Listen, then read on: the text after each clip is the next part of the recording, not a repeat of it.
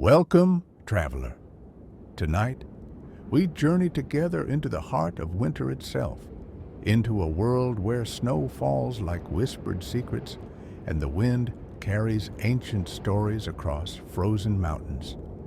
Settle into your bed, let your breathing slow, and allow yourself to drift with me into the mist-covered peaks of Japan, where one of the most beautiful and haunting figures in all of folklore awaits.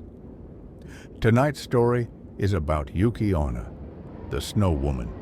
Her name alone carries the chill of winter mornings and the ethereal beauty of freshly fallen snow. She is neither entirely good nor entirely evil, neither fully human nor completely spirit. She exists in that liminal space between life and death, warmth and cold, beauty and terror. And like winter itself, she is unforgettable. Before we dive deep into her tale, take a moment to appreciate being here. If you're enjoying this journey into Japanese folklore, consider leaving a like on this video and subscribing to Mystic Tales for more atmospheric stories that will carry you gently into sleep.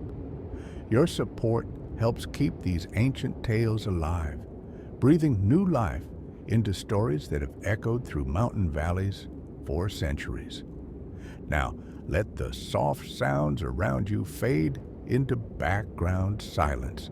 Imagine, if you will, the first snowflake of winter touching your skin, cold and crystalline.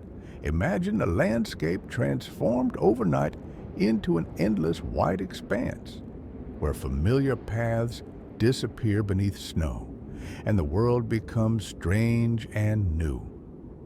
This is the world of Yuki-Onna, and tonight we enter it together.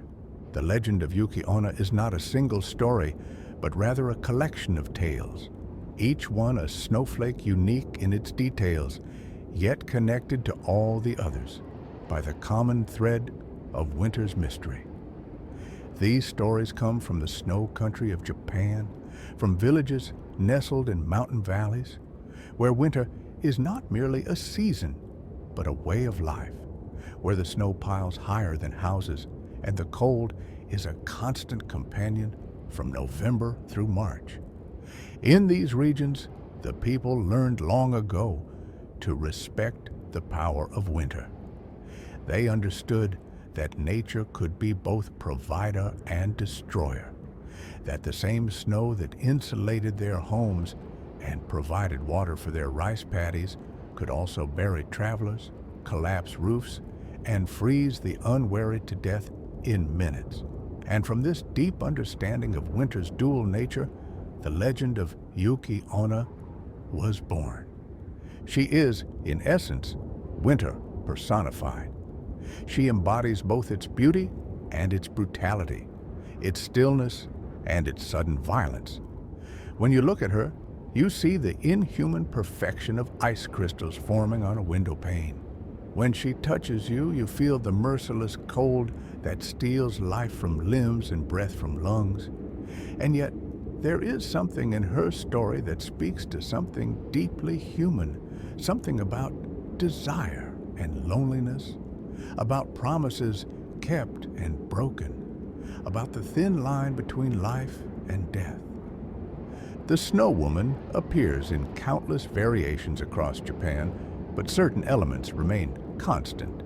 She is always beautiful, impossibly so, with skin as pale as snow, often described as translucent or luminous.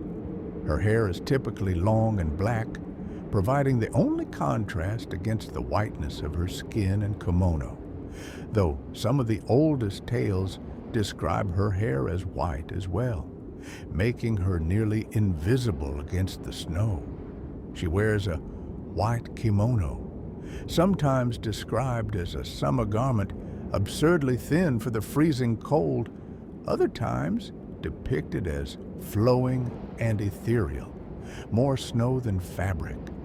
She appears on snowy nights, particularly during blizzards, emerging from the storm itself as if she were made of wind and snow. given human form. In many tales, she leaves no footprints in the snow because she floats above it, her feet never quite touching the ground. This detail links her to the traditional Japanese ghost, the yurei, and suggests that she exists somewhere between the worlds of the living and the dead. Her presence drops the temperature even further. Rooms grow colder when she enters. The fire dims. Breath becomes visible mist even indoors. Her touch is deadly cold. Her breath like the wind off a glacier, capable of freezing a person solid in moments. Yet, despite this deadly chill, travelers caught in storms often report feeling drawn to her, compelled by her beauty, unable to resist approaching even as some deep instinct warns them of danger. This is the Snow Woman. This is Yuki-Onna.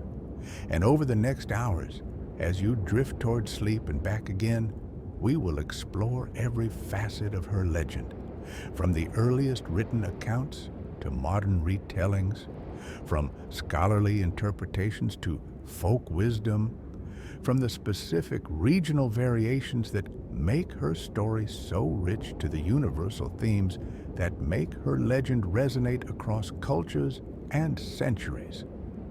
Let the rhythm of these words carry you like snowfall, gentle and constant, building layer upon layer until the familiar world is transformed into something strange and beautiful.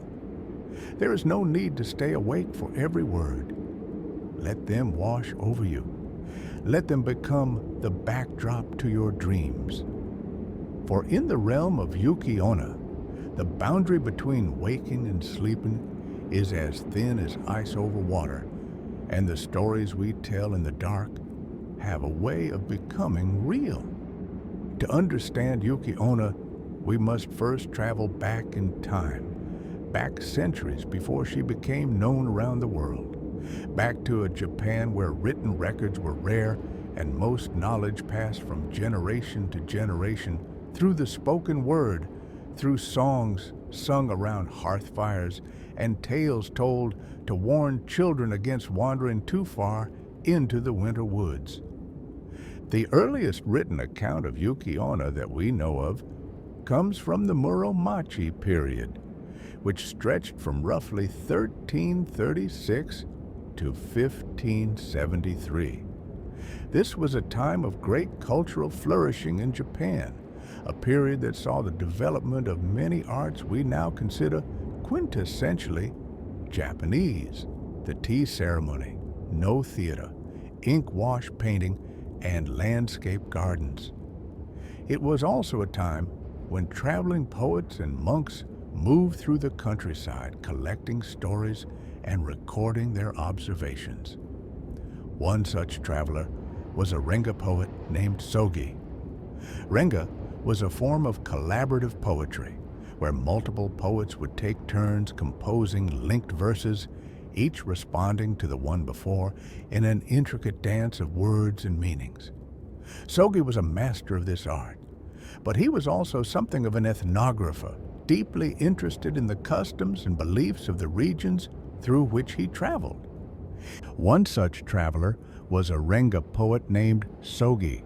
Renga was a form of collaborative poetry, where multiple poets would take turns composing linked verses, each responding to the one before, in an intricate dance of words and meanings. Sogi was a master of this art, and he documented his travels throughout Japan, recording encounters and observations that have become valuable historical records. In a work attributed to him, known as the Sogi Shokoku Monogatari, or Tales of Many Provinces by Sogi, an extraordinary encounter is described.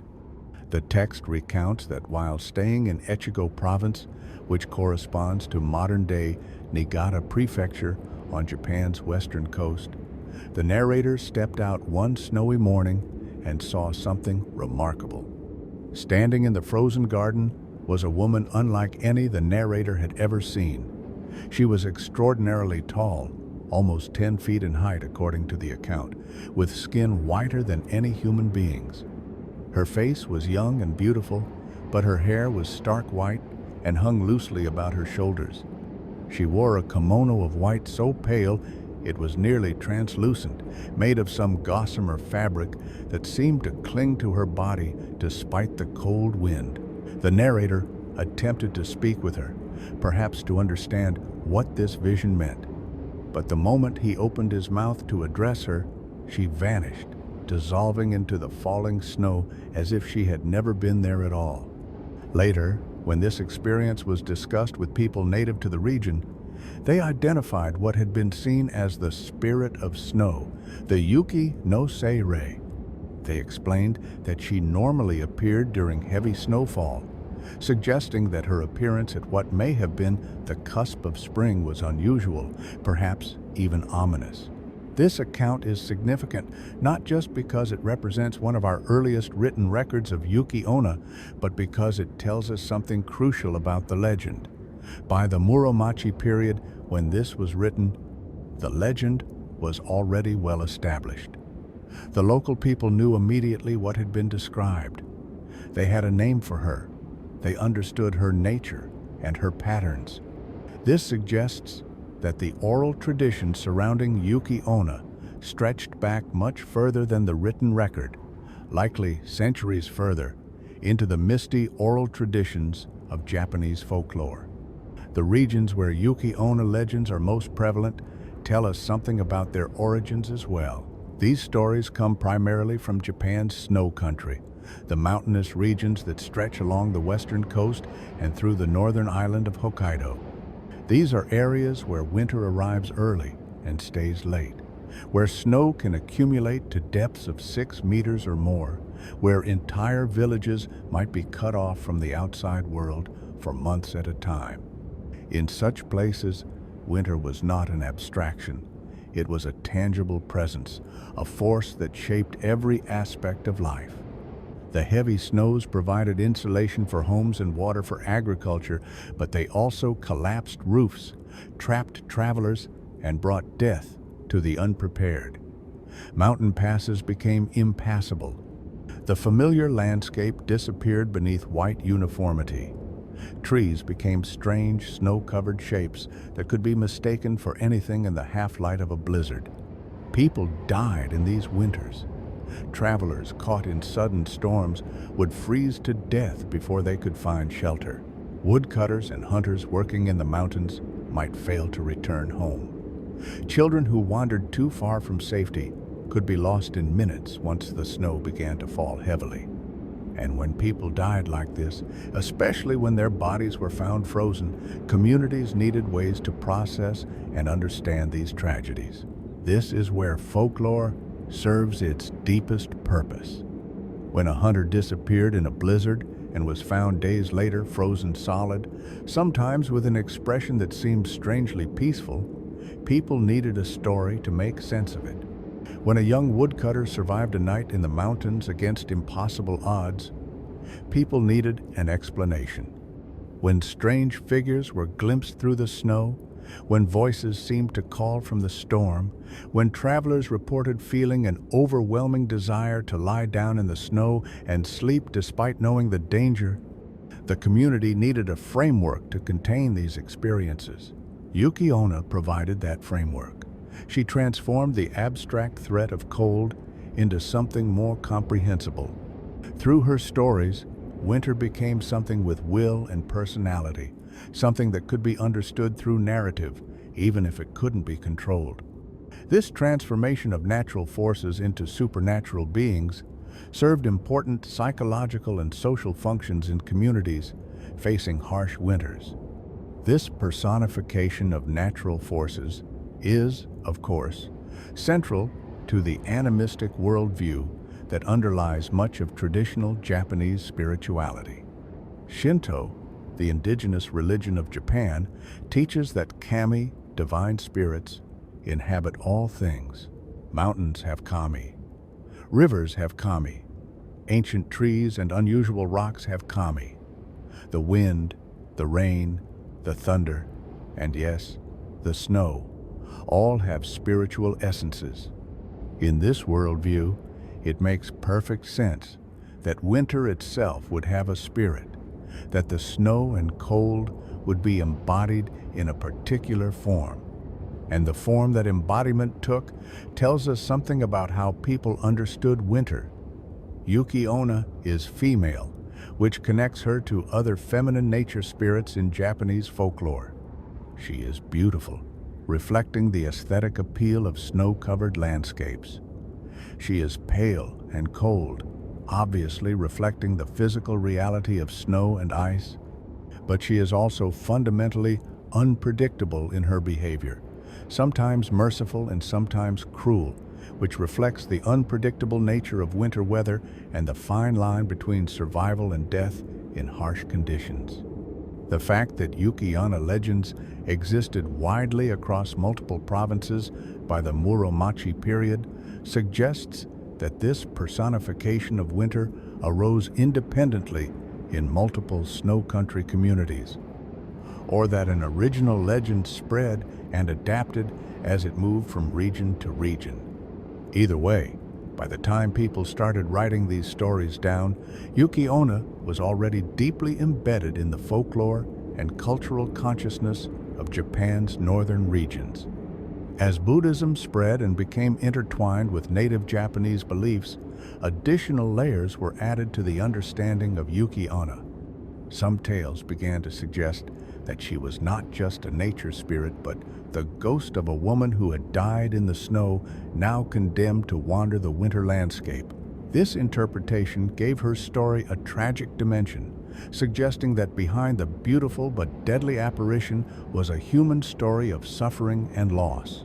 Other versions connected her to the cycles of the seasons themselves. Just as the kami of the harvest would arrive in spring and depart in autumn, Yuki-Onna would arrive with the first heavy snows and disappear when spring melted the winter away.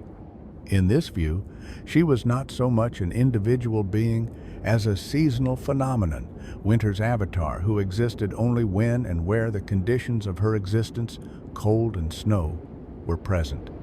The written records we have from the Muromachi period and the centuries that followed show Yuki-Onna appearing in various forms of literature. She shows up in kowaka, a form of narrative song that combined elements of history, legend, and entertainment.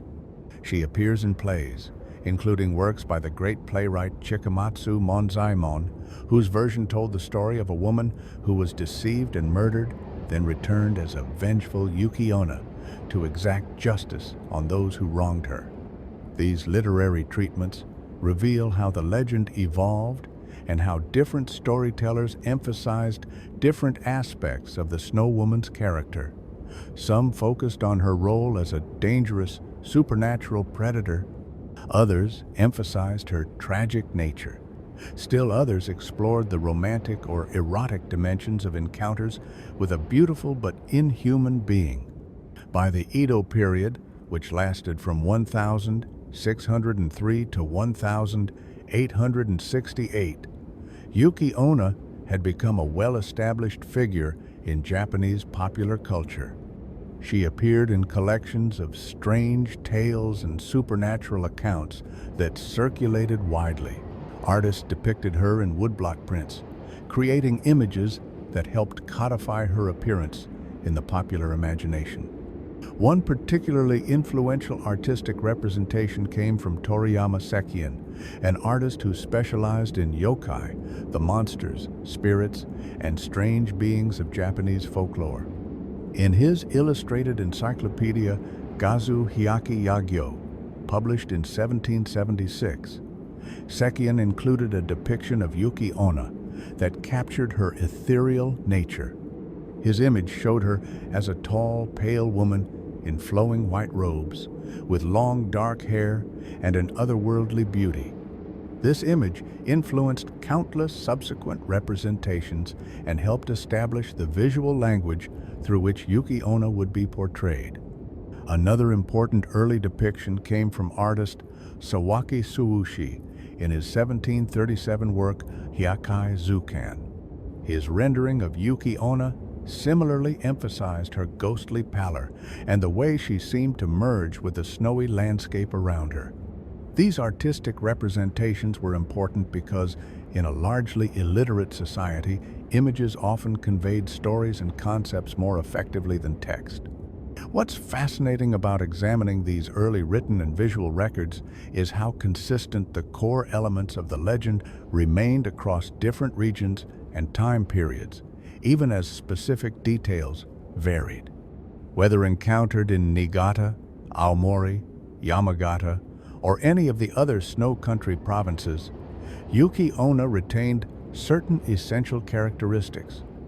Her association with snow and winter, her beautiful but deadly nature, her pale appearance, her ability to freeze victims with her breath or touch, and her complex relationship with humans that could range from merciful to murderous. This consistency suggests that the legend tapped into something fundamental in the human experience of winter in these regions. Yuki-Onna was not just a random scary story told to frighten children, though she certainly served that function as well. She was a way of encoding survival knowledge, of teaching people to respect the dangers of winter, of explaining the inexplicable, and of giving form to the formless terror that could grip a person caught in a blizzard with night falling and shelter nowhere in sight.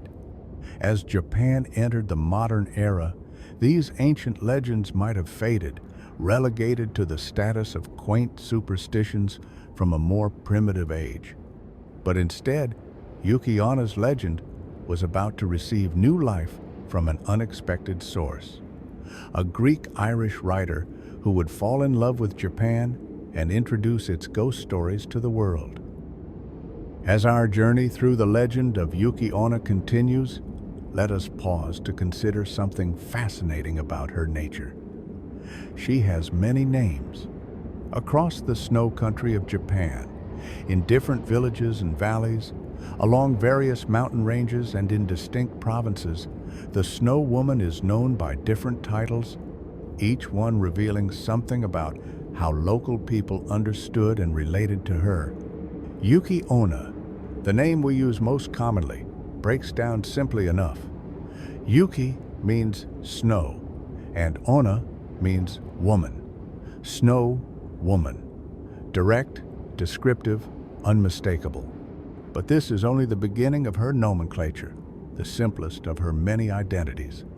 In some regions, she is called Yuki Musume, which translates to snow daughter or snow maiden. This name carries a subtle but important shift in meaning. Where Onna is neutral, simply denoting an adult woman, Musume suggests youth and a certain innocence or vulnerability. When people called her Yuki Musume, they were perhaps emphasizing her appearance as a young woman, or maybe acknowledging a certain tragic quality to her existence. Similarly, Yukihime, the snow princess, elevates her status to something noble, something royal. A princess in Japanese culture carries connotations not just of high birth, but of a certain refinement, beauty, and often tragic fate. Many of Japan's most beloved classical tales involve princesses who face impossible situations, who make great sacrifices, who are caught between duty and desire. Calling the Snow Woman, Yukihime positions her in this tradition, suggesting that behind her deadly exterior lies a deeper story of tragedy and loss.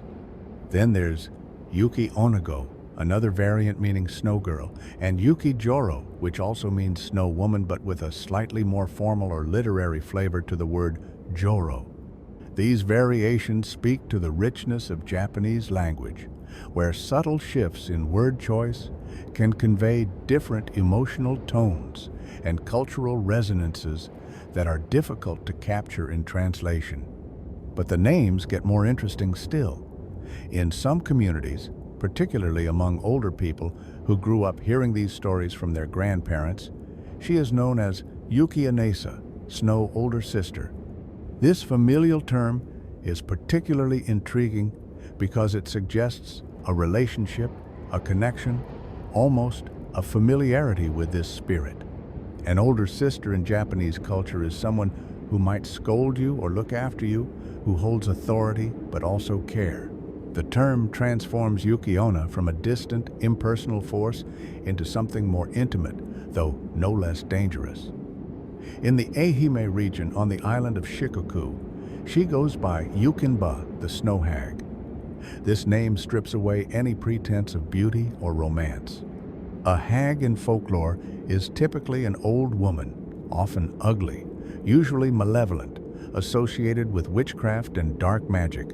When people called her Yukinba, they were emphasizing her dangerous, predatory nature, seeing her not as a beautiful spirit who might show mercy, but as a malevolent force to be feared and avoided.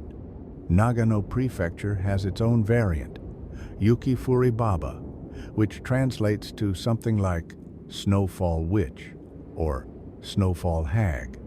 Again, the Baba suffix indicates an old woman, specifically one with supernatural powers and often with malevolent intent. Yuki Furi references the falling of snow, directly connecting her to snowstorms and blizzards. And then there's Yuki-Onna, which, depending on how the characters are read, might mean snow granny or snow nanny. This term is particularly fascinating because a nanny or nursemaid is someone who cares for children. Some versions of the Yuki-Onna legend involve her appearing with a baby or asking travelers to hold a child, so this name might reference those specific stories while also carrying undertones of danger, as many Japanese ghost stories involve malevolent spirits pretending to be caretakers. Beyond these variants on the Snow Woman theme, there are names that reference other wintry phenomena. She is sometimes called Tsurara Onna, the icicle woman.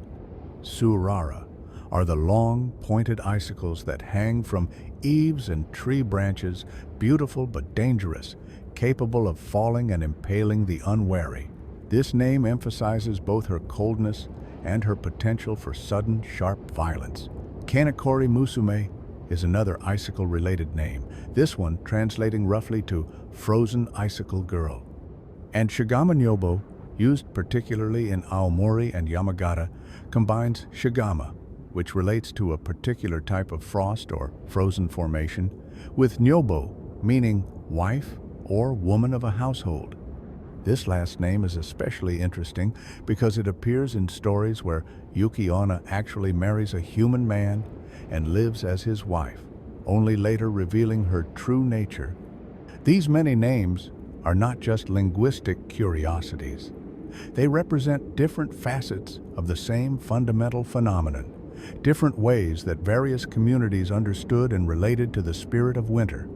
The variety also suggests that the legend was not imposed from above or spread by a single authoritative source, but rather emerged organically from the lived experience of multiple communities, each developing their own version based on local conditions, local tragedies, and local needs.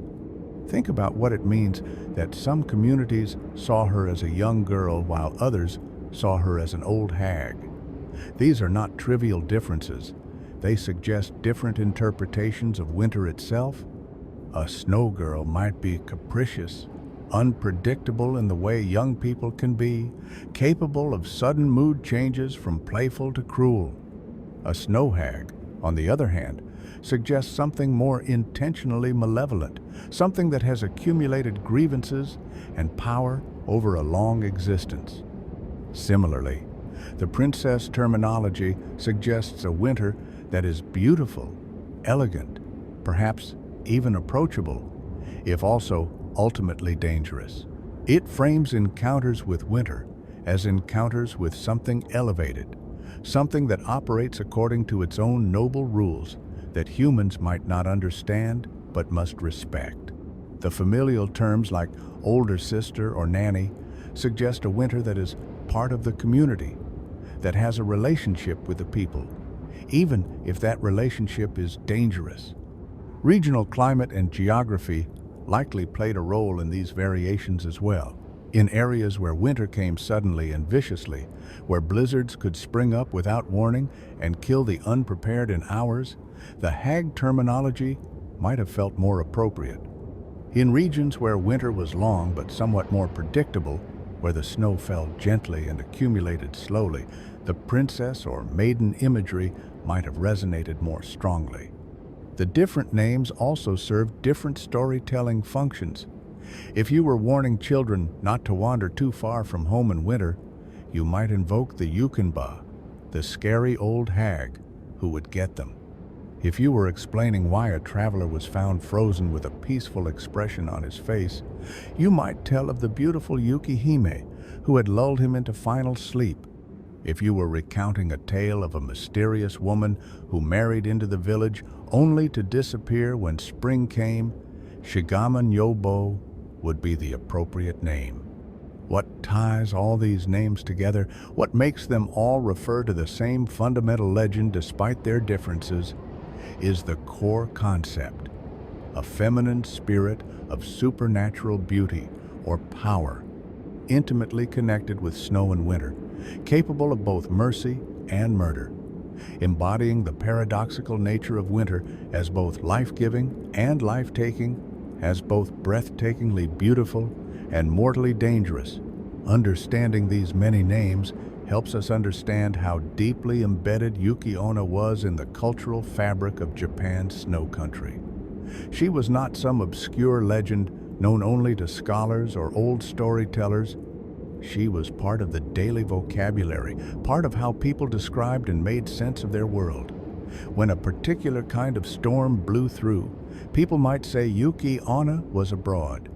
When someone took ill with a chill that wouldn't leave them, whispers might suggest they had encountered the snow woman.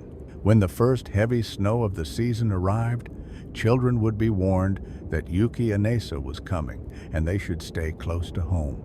This proliferation of names also meant that Yuki-Onna was adaptable. Different communities could make her their own, could emphasize the aspects of the legend that mattered most to them, could fit her into their particular cultural context, while still recognizing her when traders from other villages spoke of similar spirits under different names. In modern times, as Japan has urbanized and ancient folk beliefs have faded, many of these regional names have become obscure, known primarily to scholars and enthusiasts of folklore. The name Yuki-Onna has become dominant, in part because it's the most straightforward, but also because it's the name that was used in the most famous and influential retelling of her legend, a retelling that would carry her story around the world. But in those mountain villages, where winter still means months of deep snow, where old people still remember the stories their grandparents told, these other names linger. They are preserved in local festivals, in shrine ceremonies, in stories that mothers still tell their children. They are reminders that folklore is not dead, not museum pieces to be studied, but living traditions that continue to evolve and adapt while maintaining connections to the ancient past.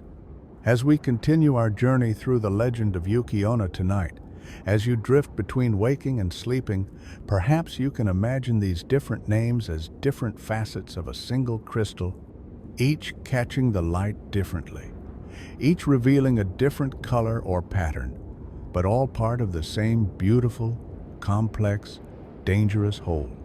The Snow Woman, the Snow Princess, the Snow Hag, the Icicle Woman, the Elder Sister of Snow, they are all her, all Yuki-Onna, all winter made manifest, all beauty touched by death. Let us now paint a picture. Create an image in your mind's eye as vivid as any artist's rendering of what Yuki-Onna looks like when she appears to travelers caught in winter storms or hunters seeking shelter from the cold. Close your eyes if they're not already closed, and see if you can envision her as I describe what centuries of witnesses have reported. She is tall, first of all. Not just tall for a woman, but tall in an unsettling way, taller than any normal human should be. Some accounts describe her as towering, 7 or 8 or even 10 feet in height, though other tales portray her as more normally proportioned, merely taller than average. This inconsistency might reflect the confusion of witnesses who saw her in blizzard conditions, where swirling snow and low visibility could distort perceptions of size and distance. It could also suggest something about her supernatural nature, that perhaps she can appear in different forms, making herself larger or smaller as circumstances require. The folklore doesn't provide definitive answers, leaving this aspect mysterious. Her skin is white. But this is not the white of fair complexion, not the pale skin of someone who spends little time in the sun. This is white like snow itself, white like ice, an inhuman, impossible white. Some storytellers describe it as translucent, almost see-through, as if she were made of frozen water rather than flesh. Others say it has a faint bluish tinge, like the heart of a glacier or the shadow on snow under starlight. Still others insist it appears luminous, faintly glowing as if lit from within by cold fire. This skin is so pale that in a snowstorm against a white landscape, she becomes almost invisible. Only her face and her dark hair stand out.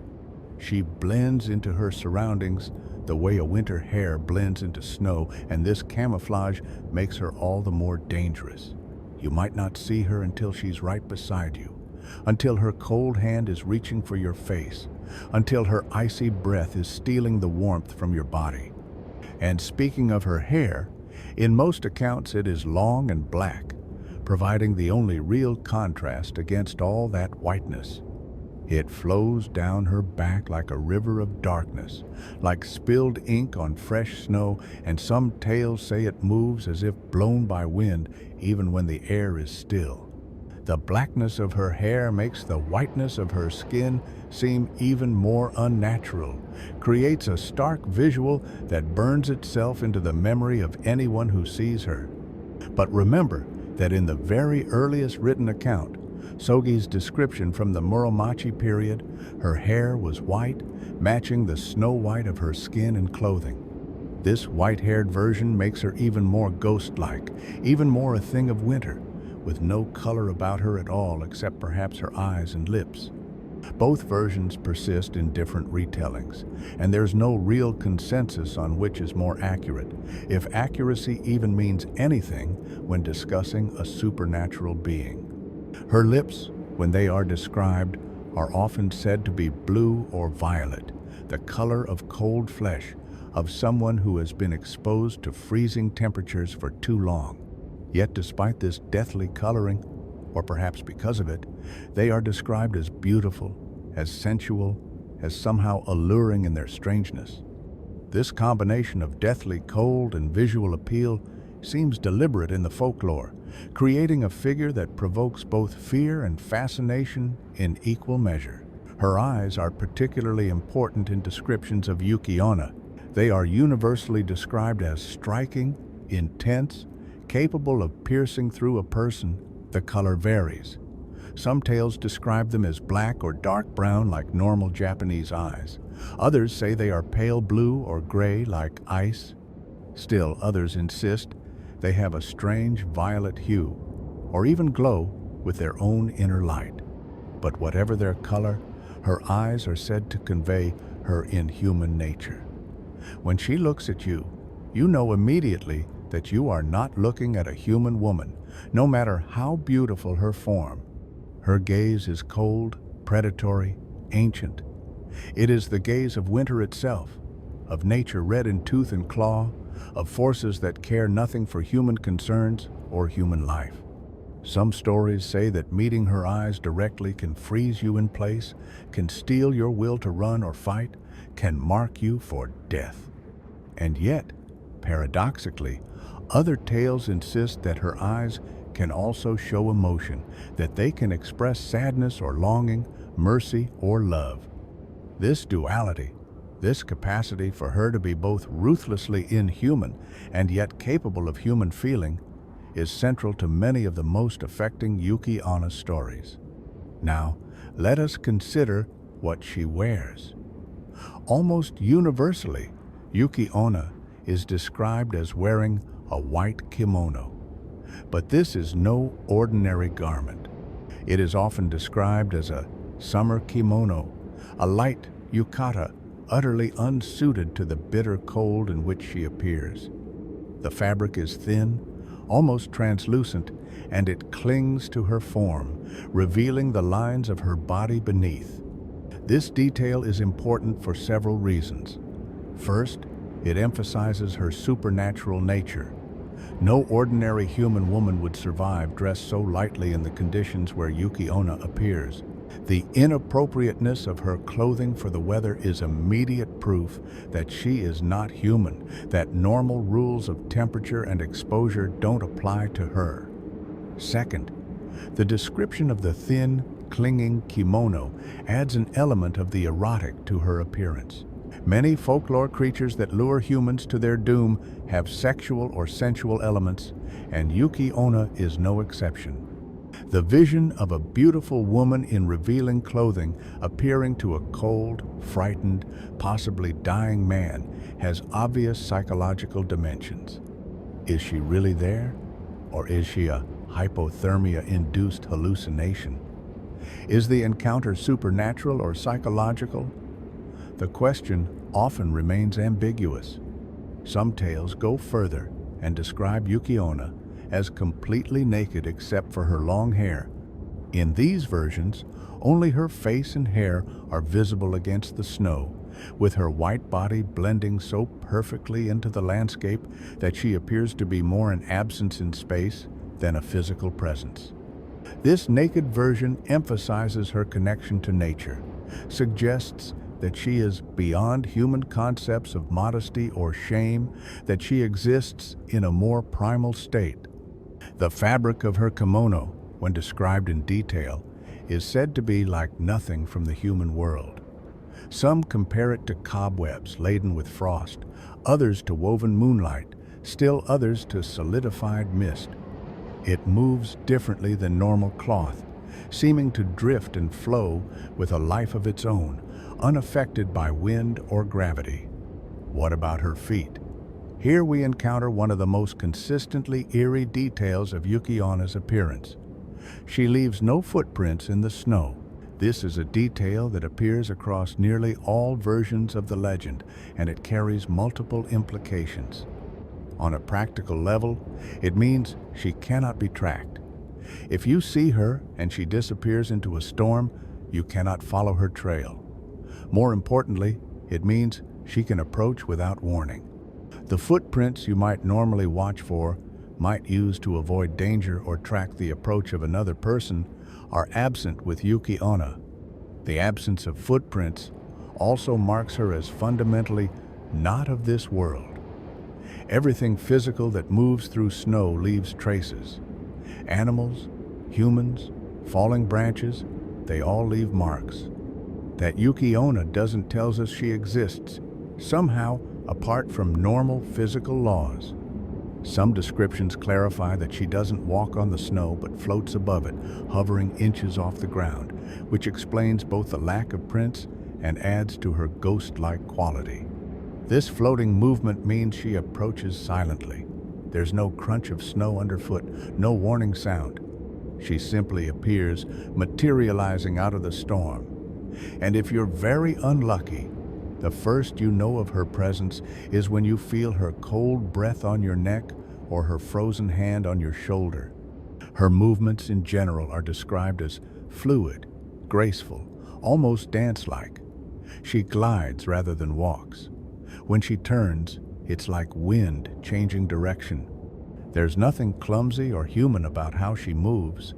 Everything about her motion suggests she is made of something lighter than flesh, something that responds to different laws than those governing human bodies. Now let us consider the sensory experience of encountering Yuki-Onna beyond just the visual. What do witnesses report feeling, smelling, hearing when she is near? The cold is always the first thing. The temperature drops precipitously in her presence. Even if you were already cold before, you become colder. Fires dim or go out entirely. Water freezes. Breath becomes visible mist even indoors.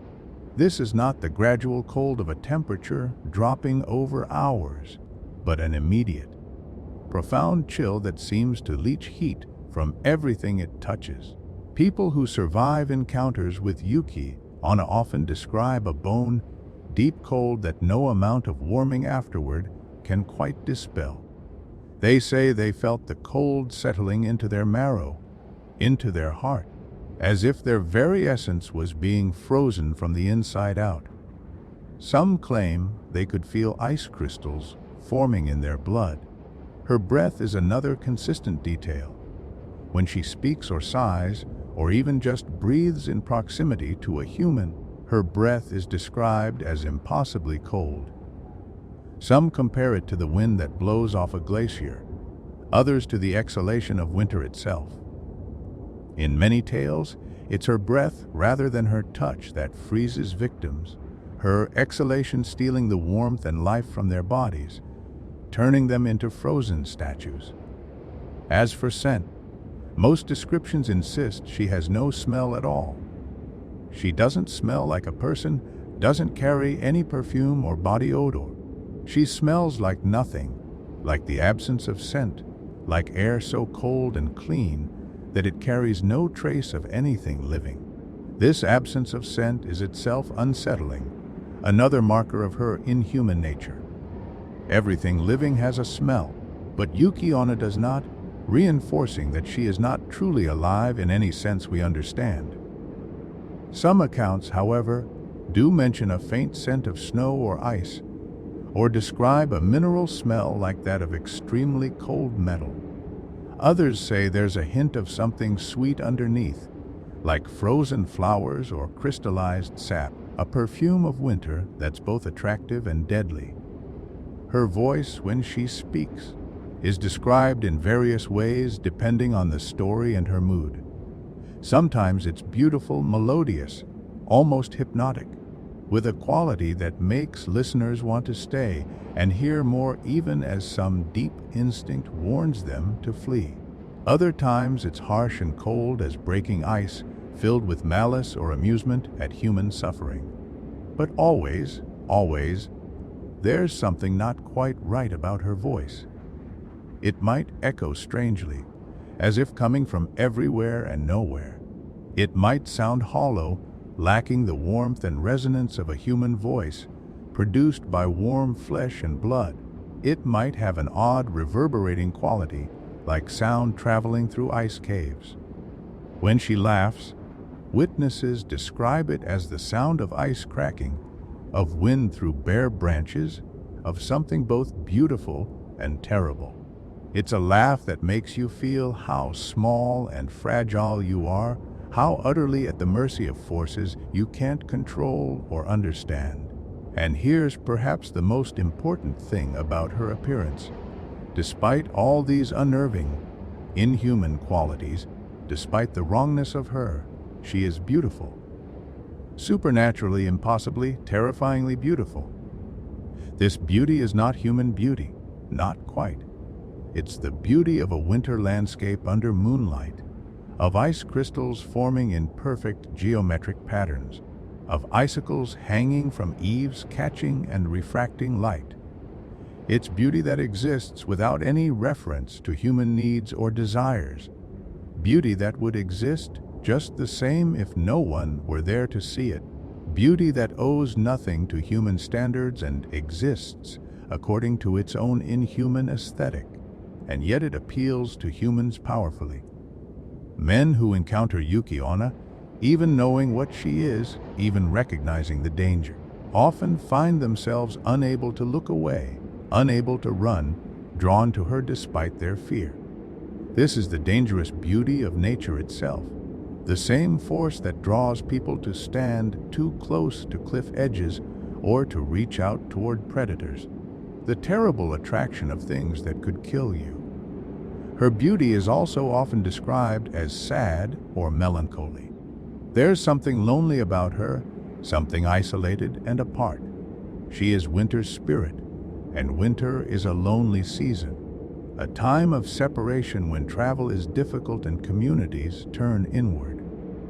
This loneliness is reflected in her appearance, in eyes that have seen centuries pass, in a face that, despite its perfection, carries an indefinable sadness.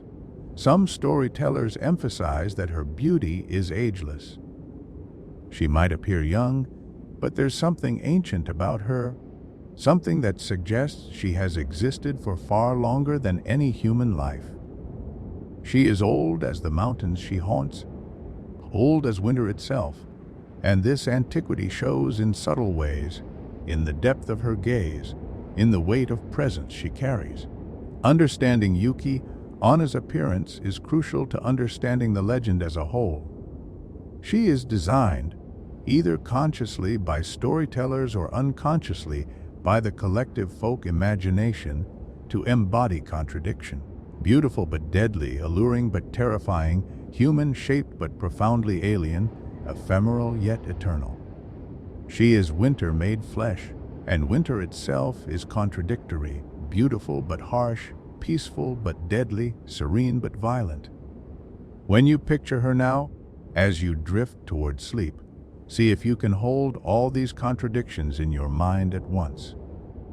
The tall figure in white, impossibly pale, dark hair flowing, or perhaps white as snow, eyes that pierce and freeze, floating above the ground, leaving no trace of her passage, appearing suddenly from the storm and disappearing just as suddenly back into it, beautiful and terrible. A vision that would make you want to move closer, even as every instinct screams to run. This is Yuki-Onna. This is how she has appeared in the nightmares and fever dreams of travelers for centuries. This is the face of winter.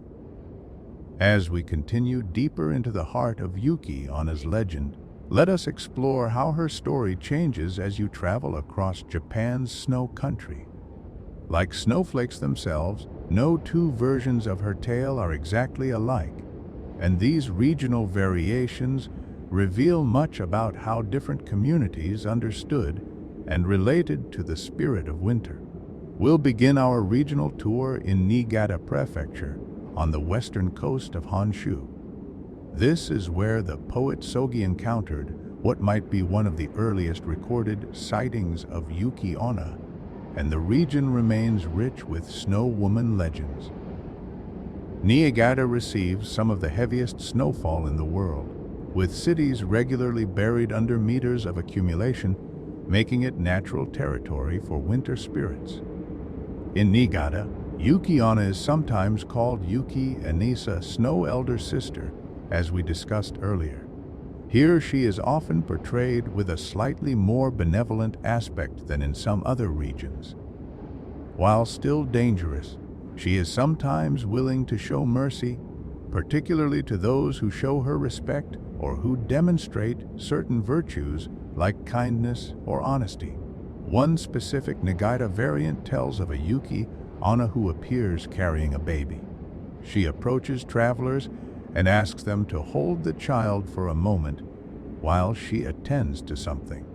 Those who refuse are cursed or killed. Those who agree find the baby growing heavier and heavier in their arms until they can barely stand under the weight.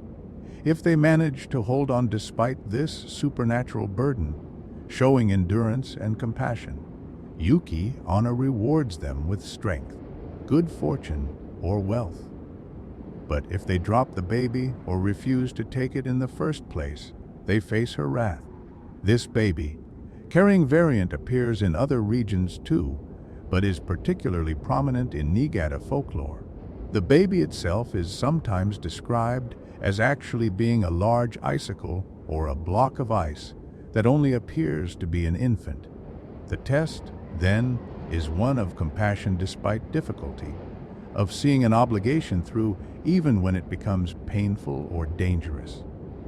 It's a story that would have resonated in communities where helping others in harsh winter conditions could mean the difference between survival and death. Moving northeast to Yamagata Prefecture, we encounter different Yuki-Onna traditions. Yamagata is another region of heavy snowfall, famous for its ice-covered trees called juayo or snow monsters, frozen formations that look like ghosts themselves. Here, Yuki-Onna sometimes goes by Yukinba, the snow hag, and her temperament tends toward the more malevolent. But Yamagata is also home to one of the most beautiful variants of the legend, the tale of Tsukimis, the moon viewing girl. In this story, Yuki-Onna is not just a spirit of snow, but specifically a spirit who appears on clear winter nights when the full moon reflects off fresh snow, creating a magical, almost otherworldly illumination. In this version, she is sometimes portrayed as more wistful than dangerous, appearing to those who venture out on moonlit winter nights, perhaps engaging them in conversation about the beauty of the snow under moonlight. Some versions suggest she was once a human woman who loved winter and the moon so much that after her death she became the spirit of winter nights, eternally wandering to admire the beauty she loved in life. This romantic version of Yuki-Onna obviously differs significantly from the tales of a predatory spirit who freezes travelers.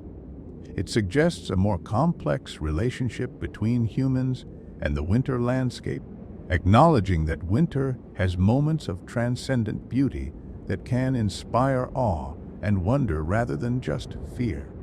Traveling further north to Aomori Prefecture, at the northern tip of Honshu, we enter some of the coldest and snowiest territory in Japan.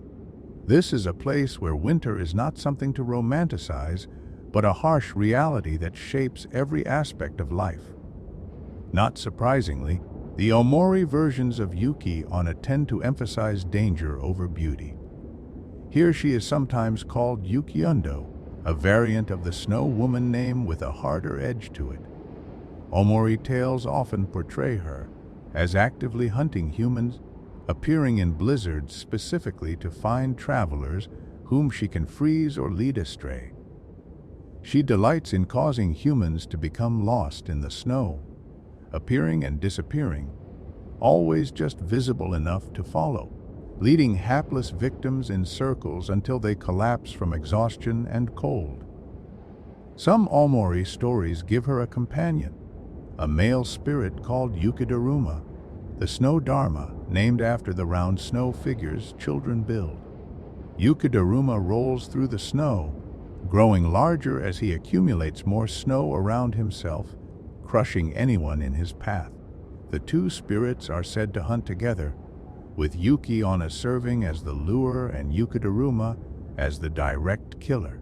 The island of Hokkaido, Japan's northernmost main island, has its own rich Yuki-Onna traditions, though these are complicated by the fact that Hokkaido was not fully incorporated into Japan until the Meiji era.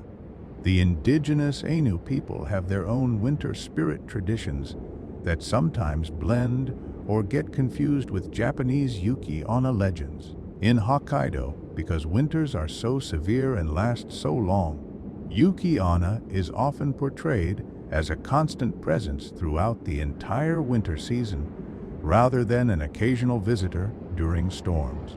She is less a specific entity and more the personification of winter itself, with travelers often praying for her favor before setting out on winter journeys.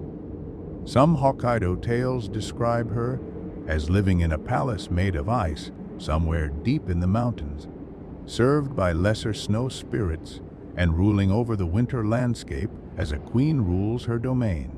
This version transforms her from a wandering spirit into a territorial deity, someone with a domain to protect and subjects to command. Moving to the mountainous center of Honshu, Nagano Prefecture has its own variant called Yukifuri Baba, the Snowfall Hag. Nagano's mountains are some of Japan's highest and most dramatic, and winter travel through mountain passes was historically treacherous. The Yukifuri Baba is accordingly portrayed as particularly malicious, appearing not just during natural blizzards, but actually causing blizzards, calling them down on travelers she wants to kill. In some Nagano stories, she can also control animals, sending wolves or bears to attack those who have offended her. This detail connects her to other mountain spirits in Japanese folklore who serve as protectors of wild places and wild things. It suggests that Yuki-Onna is not just a spirit of snow, but of the entire winter mountain environment, commanding all the forces that make mountains dangerous in winter. The Fukui region on the western coast has tales of Yukino, Snow Eye, a variant where Yuki-Onna has a particular interest in people's eyes. In these stories, she will sometimes appear to travelers and ask them a strange question. Are my eyes beautiful? Those who say yes find their own eyes frozen in their sockets. Those who say no are killed outright. It's a version that plays on the motif of her unsettling gaze and adds an element of psychological horror to the physical danger. Miyagi Prefecture, home to the coastal city of Sendai, has legends where Yuki-Onna appears near the ocean during winter storms, when snow and sea spray combine to create particularly dangerous conditions. These coastal versions of the Snow Woman are sometimes confused or combined with stories of other water spirits, creating hybrid legends of spirits that control both snow and waves. In these Miyagi tales, she sometimes lures fishermen and sailors to their deaths, appearing on the shore during snowstorms and singing songs that draw men toward dangerous seas. When they follow her voice, they find themselves walking into freezing water, and by the time they realize their mistake, they're too numb with cold to save themselves. Awat Prefecture has perhaps some of the most detailed Yuki-Onna traditions, with specific villages having specific stories passed down through generations. One Awat variant describes a Yuki-Onna who could change her appearance, sometimes appearing as a beautiful young woman, other times as an old crone, and still other times as something between, perhaps a woman of middle years. This shape-shifting ability made her more unpredictable and more dangerous, as travelers couldn't rely on any specific description to identify her. Another Awat tradition claims that Yuki-Onna would sometimes test the character of those she encountered by appearing as an old woman in distress, perhaps lost in the snow or injured. Those who stopped to help her would be rewarded, or at least spared. Those who passed by without offering aid would be cursed or killed. This version transforms encounters with Yuki-Onna into moral tests, with survival depending on one's virtues rather than just luck. In Akita Prefecture, famous for its harsh winters and deep snow, there's a tradition of Yuki-Onna appearing specifically at crossroads or at the boundaries between settlements. These liminal spaces, neither fully village nor fully wilderness, were considered spiritually significant in many traditional cultures. That Yuki-Onna would frequent them suggests she is herself a liminal being existing between human and spirit, between alive and dead, between benevolent and malevolent. Some Akita stories describe how travelers would place small offerings at crossroads before winter journeys, food or sake or coins, hoping to appease Yuki-Onna and gain safe passage through her domain. These practices blur the line between fearing her and worshiping her, suggesting that in some communities she was treated as a deity who could be propitiated rather than simply a monster to be avoided. The Gifu region, with its steep mountains and deep valleys, has tales of Yuki-Onna that emphasize her ability to cause avalanches. In these stories, she might appear to travelers, and if they say or do something that offends her, she will place her hand against the snowy mountainside, and the vibration from her touch will set off a massive slide that buries the offenders. This version gives her direct control over one of winter's most dramatic and deadly forces, and it would have served as a potent warning in communities where avalanches were a real and constant danger. The message is clear. In the mountains in winter, any mistake, any offense to the forces of nature can bring instant death. In some regions, particularly in more remote mountain villages, there are stories that don't quite fit the standard Yuki-Onna pattern but seem related. Tales of white deer or white foxes that appear in snowstorms and lead travelers to safety or to danger. Stories of mysterious children who appear in the snow, lost and crying, who vanish when approached. Legends of snow that falls upward, or that sings, or that shapes itself into figures. These variants suggest that Yuki-Onna was part of a larger ecosystem of winter folklore, that she was one of many ways people tried to understand and narrativize the strange experiences and phenomena that occur in extreme winter conditions. Hypothermia causes hallucinations. Snow can create optical illusions. Wind and terrain can produce eerie sounds. All of these natural phenomena would have needed explanation in pre-scientific communities, and spirits like Yuki-Onna provided that explanation. What's fascinating is how all these regional variations maintain certain core elements, while adapting others to local conditions and local needs. Whether she's Yuki-Onna or Yukinba or Yukihime, whether she appears with a baby or alone, whether she's merciful or murderous, she is always beautiful, always cold, always fundamentally connected to winter, and always dangerous even when she's benevolent. These variations also show how folklore evolves and adapts over time. As people moved between regions, they carried stories with them. As communities interacted through trade and travel, legends would mix and influence each other. A detail from one region's Yuki-Onna story might get incorporated into another region's version, creating a constantly evolving tapestry of tales. In modern times, as traditional rural communities have shrunk, and as younger generations have moved to cities, many of these specific regional variants are being lost. The standardized Yuki-Onna of popular culture, the version that appears in movies and anime, tends to be a synthesis of different regional traditions rather than any specific one. This cultural homogenization means that the rich diversity of Snow Woman legends is in danger of being forgotten.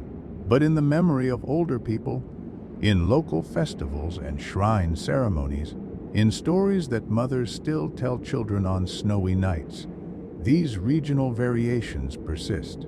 They are reminders that folklore is not monolithic, that there's no single, correct version of any legend, that stories are living things that change and adapt to the needs of the communities that tell them.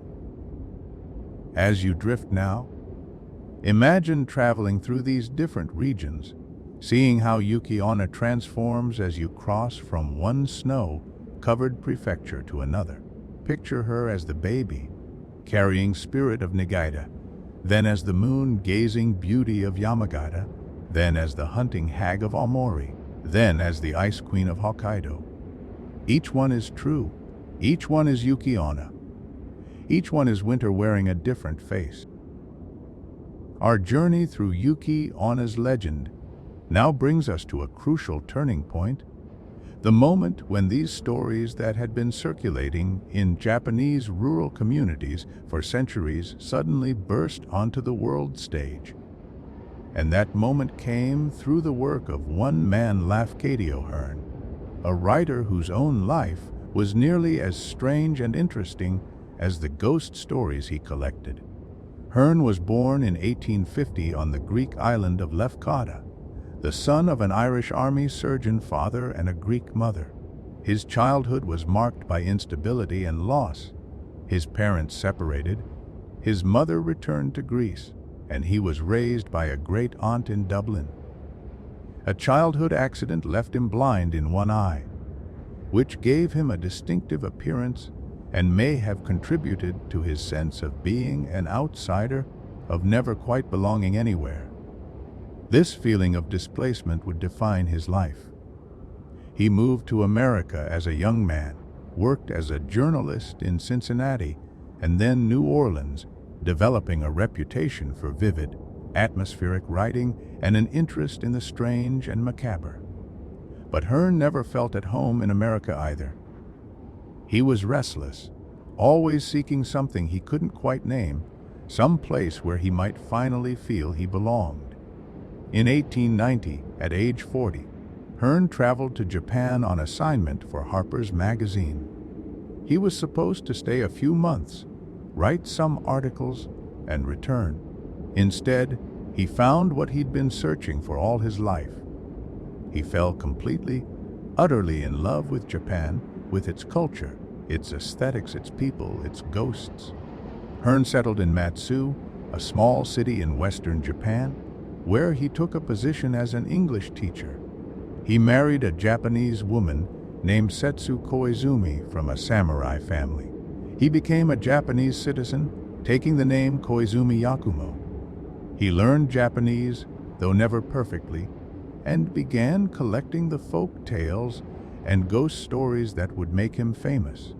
Hearn's position as an outsider who became an insider gave him a unique perspective. He could appreciate aspects of Japanese culture that natives might take for granted, while also having enough cultural knowledge to understand context and nuance. He was deeply respectful of his adopted homeland, never treating its folklore as mere curiosities for Western amusement, but as serious artistic and spiritual expressions worthy of careful attention. In 1904, Hearn published a collection of Japanese ghost stories called Kwaidan, which means strange tales or weird stories. The book contained several legends he had collected and adapted, and one of them was the story of Yuki-Onna. This tale would become perhaps his most famous, certainly the story that has had the most lasting cultural impact. But where did Hearn get the story? According to his own account in the introduction to Kwaidan, which he wrote in January 1904, just months before his death, he heard the tale from a farmer in Musashi province, roughly the area around modern-day Tokyo. The farmer told it to him as a legend from his native village. Hearn noted that whether the story had ever been written down in Japanese, he did not know, though he observed that the beliefs it contained certainly existed throughout Japan in various forms. What Hearn did was take this oral tale and craft it into a literary work. He shaped the narrative, polished the prose, added atmospheric details, and structured the story for maximum emotional impact. The result maintained the spirit of the original folklore while becoming a work of literature in its own right. Though scholars have since noted that Hearn's version of a harmful Yuki-Onna differs in some aspects from other traditional variants.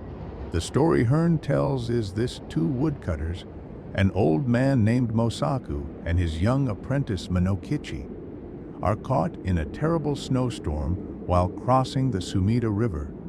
They take shelter in a ferryman's hut, huddling together for warmth as the blizzard rages outside. In the middle of the night, Minokichi wakes to see the door of the hut blown open and a woman in white entering. She approaches Mosaku and breathes on him. Her breath is like a white smoke, and where it touches the old man, he freezes. Minokichi watches in horror, unable to move or cry out as the old man dies. Then Yuki-Onna turns to the young man.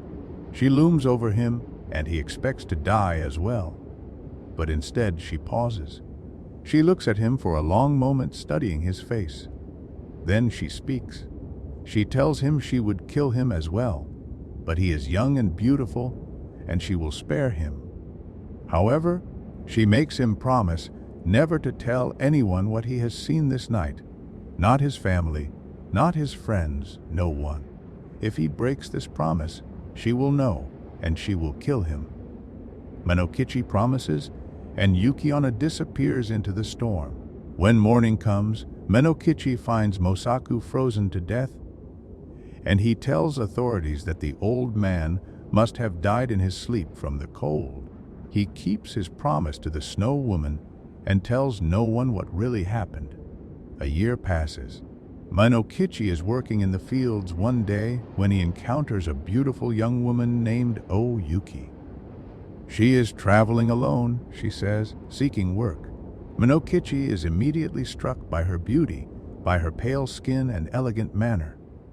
They talk, and he finds himself drawn to her. He takes her home to meet his mother, and before long, Minokichi asks Yuki to marry him. She agrees and they wed. The marriage is happy. Yuki is a dutiful wife, a kind daughter-in-law, and later a loving mother. She and Minokichi have several children together. The years pass peacefully. Yuki never seems to age, remaining as beautiful as the day Minokichi met her, but he attributes this to good fortune rather than anything supernatural. Then one night, many years after their marriage, Minokichi is sitting with his wife. The lamplight falls on her face in a particular way, and suddenly he is struck by a memory. She looks exactly like the Snow Woman from that terrible night so many years ago. The resemblance is too perfect to be coincidence. Without thinking, still half lost in the memory, Minokichi speaks. He tells his wife about that night, about the storm, about Mosaku's death, about the beautiful and terrible woman who spared his life and made him promise never to tell.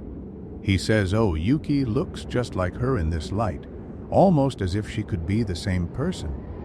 As he speaks, he realizes what he's done. He's broken his promise. And as this realization strikes him, Yuki's expression changes. She stands, and suddenly he knows with absolute certainty that she is indeed the Snow Woman, that she has been with him all this time, that he has married the spirit who killed his mentor. Yuki tells him he has broken his promise. She should kill him as she said she would. But she hesitates. She looks at their sleeping children. She tells Minokichi that for the sake of the children, she will spare him again. But if the children ever learn what their mother truly is, if they are ever harmed because of what he knows, she will return and she will kill him without mercy. Then she disappears, melting into a stream of white mist that flows out through gaps in the walls and is gone. Minokichi is left alone with his children, and Yuki never returns.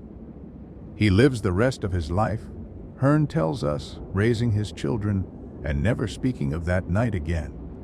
This version of the Yuki-Onna tale is masterful in its construction. It has everything horror in the opening scene, romance in the middle section, and the slow, building dread of the revelation. It explores themes of promises kept and broken, of secret identities, of the possibility of love between human and supernatural beings, of mercy and motherhood softening even in human hearts. Hearn's telling also does something clever with the structure. The story is framed as a tale that happened years ago, giving it the quality of legend. But the emotional beats are so specific, so novelistic, that it feels immediate and real. The reader experiences Minokichi's terror, his love for Yuki, and his final realization with visceral intensity. The ambiguity at the heart of the story is also powerful. Was Yuki ever truly malevolent, or was she a lonely spirit who fell in love with the human man whose life she had spared? Did she approach him a year later deliberately, or was it chance?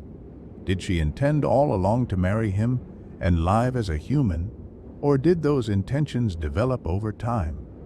Hearn leaves these questions unanswered, and that ambiguity is part of what makes the story so memorable. Yuki-Onna remains fundamentally mysterious, her motivations ultimately unknowable. She is capable of both killing and loving, of both mercy and threat, and these contradictions are never resolved into a simple moral lesson. When Kwaidan was published, it was a sensation. Western readers had never encountered anything quite like these Japanese ghost stories, with their understated horror and their subtle emotional complexity. The book went through multiple editions and helped spark Western interest in Japanese folklore and ghost stories more broadly. Hearn's Yuki-Onna tale in particular captivated readers. It was reprinted in multiple anthologies. Other writers borrowed from it, creating variations and adaptations. When Japan opened more to the West in the early 20th century, the story of the Snow Woman became one of the first Japanese legends that Western audiences learned. Within Japan, Hearn's version also became influential, even though it was not native to the culture. His literary treatment of the story gave it a canonical form that future Japanese writers and artists would reference. When Japanese filmmakers and later anime creators wanted to tell Yuki-Onna stories, they often drew on elements of Hearn's version, even as they incorporated other traditional elements. Lafcadio Hearn died in 1904, the same year Kwaidan was published. He was only 54 years old, his health broken by years of overwork and financial stress. But he left behind a legacy that would far outlast his brief life. Through his writings, he served as a bridge between East and West, helping Western audiences appreciate the subtlety and sophistication of Japanese folklore, while helping ensure that these traditional stories would be preserved and passed on to new generations. Today, Hearn is honored in Japan as a crucial figure in preserving and promoting Japanese culture. Museums celebrate his life and work. Schools teach his stories, and his version of Yuki-Onna remains the most widely known, the standard against which other versions are measured. But even as we acknowledge Hearn's importance, we must remember that his version is just one of countless Yuki-Onna stories. It is not more authentic than the regional variants we discussed earlier, no more true than the tales told by grandmothers in mountain villages. It is simply the version that achieved the widest circulation, that crossed language barriers and cultural boundaries to become globally recognized. The tale Hearn told is beautiful and haunting. It deserves its fame. But it is one snowflake in a blizzard of Snow Woman stories, each one unique, each one valuable, each one part of the vast, living tradition of Japanese folklore. As you drift now, perhaps you can imagine Lafcadio Hearn sitting in his Japanese home, paper and pen before him, while his wife Setsu tells him the story she heard from a farmer who heard it from a friend. Imagine Hearn listening carefully, asking questions, clarifying details, his mind already working on how to shape this oral tale into something that readers around the world might appreciate. Then imagine the story traveling outward from that moment, crossing oceans, being translated into dozens of languages, inspiring artists and writers and filmmakers for generations to come. One man, one story, one moment of cultural exchange, and suddenly a Japanese snow spirit becomes known in every corner of the world. That is the power of stories. That is the legacy of Lafcadio Hearn. And that is how Yuki-Onna went from being a local legend to being a global icon. Now, as we move deeper into the night, and you drift further towards sleep, let us explore what Yuki-Onna actually means, what she represents beyond the surface narrative of a beautiful ghost who appears in snowstorms. Like all enduring folklore, her legend operates on multiple levels, containing layers of meaning that reward careful consideration. At the most obvious level, Yuki-Onna represents the danger of winter itself.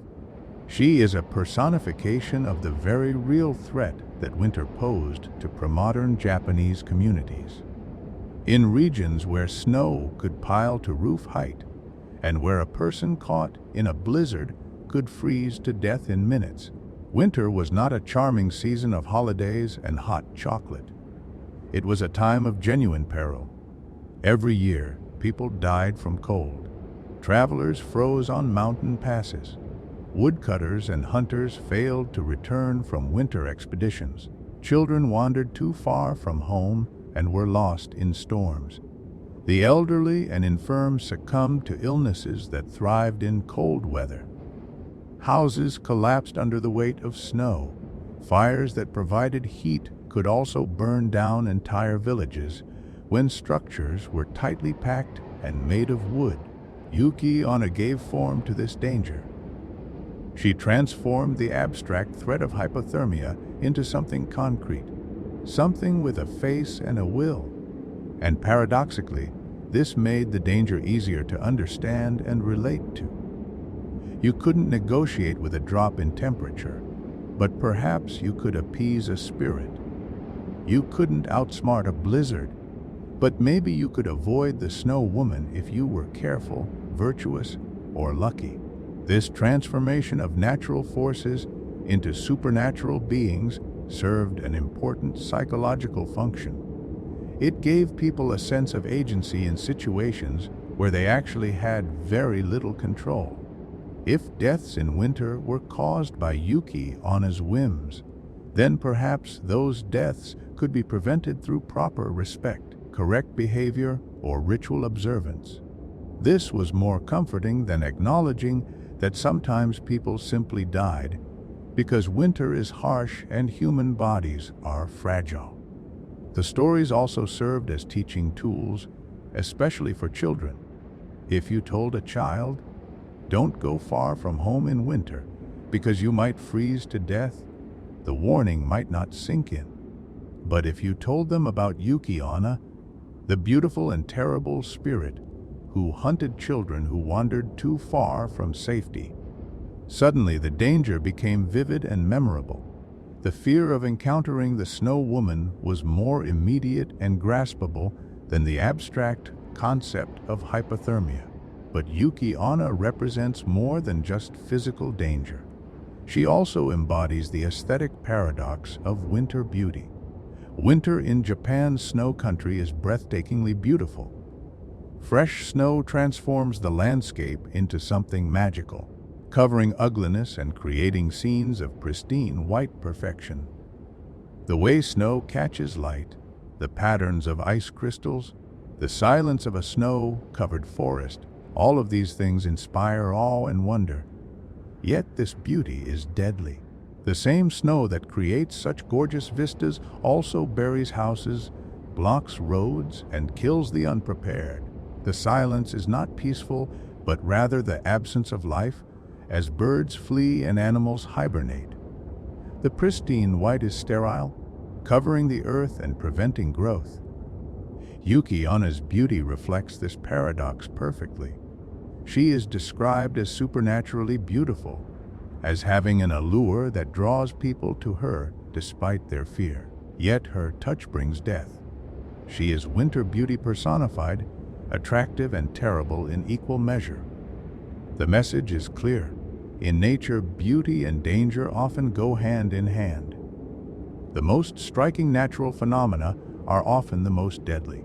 This connects to a broader theme in Japanese aesthetics and philosophy, the concept of mono no aware, the pathos of things, the awareness of impermanence, and the bittersweet nature of beauty. Cherry blossoms are treasured not despite their brief bloom, but because of it. Their beauty is enhanced by its transience. Similarly, winter beauty is made more poignant by its deadly nature. Yuki-Onna embodies this sensibility, beautiful precisely because she is ephemeral, appearing from storms and vanishing just as quickly, leaving only frozen corpses as evidence she was ever there. On a deeper psychological level, Yuki-Onna represents certain fears and desires regarding femininity, sexuality, and the unknown. She is almost always portrayed as a beautiful woman, and many of her victims are male. The encounter with Yuki-Onna often has an erotic dimension to it, with her beauty and her thin clothing creating a charged atmosphere. This speaks to fears about female sexuality as dangerous, as something that could literally drain the life from men. In many cultures, including traditional Japanese culture, there was anxiety about female sexual power, about women as fundamentally other, fundamentally mysterious, potentially dangerous. Yuki-Onna gives form to these anxieties, but she also represents something more complex than simple misogyny. She embodies the otherness of nature itself, the fundamental incomprehensibility of natural forces to human understanding. We cannot truly know what winter wants or means. We cannot understand snow on its own terms. We can only experience it from our human perspective, just as Minokichi in Hearn's tale can only experience Yuki-Onna from his human perspective, never truly understanding her motivations or inner life. The stories where Yuki-Onna shows mercy, particularly the Hearn version where she spares Minokichi because he is young and beautiful, or where she lives with him as his wife, explore the possibility of connection across this fundamental divide. They ask, can the human and the inhuman truly know each other? Can love exist between a person and a force of nature? And if it can, what happens when the truth becomes known, when the fundamental otherness can no longer be denied? These are not just questions about snow spirits.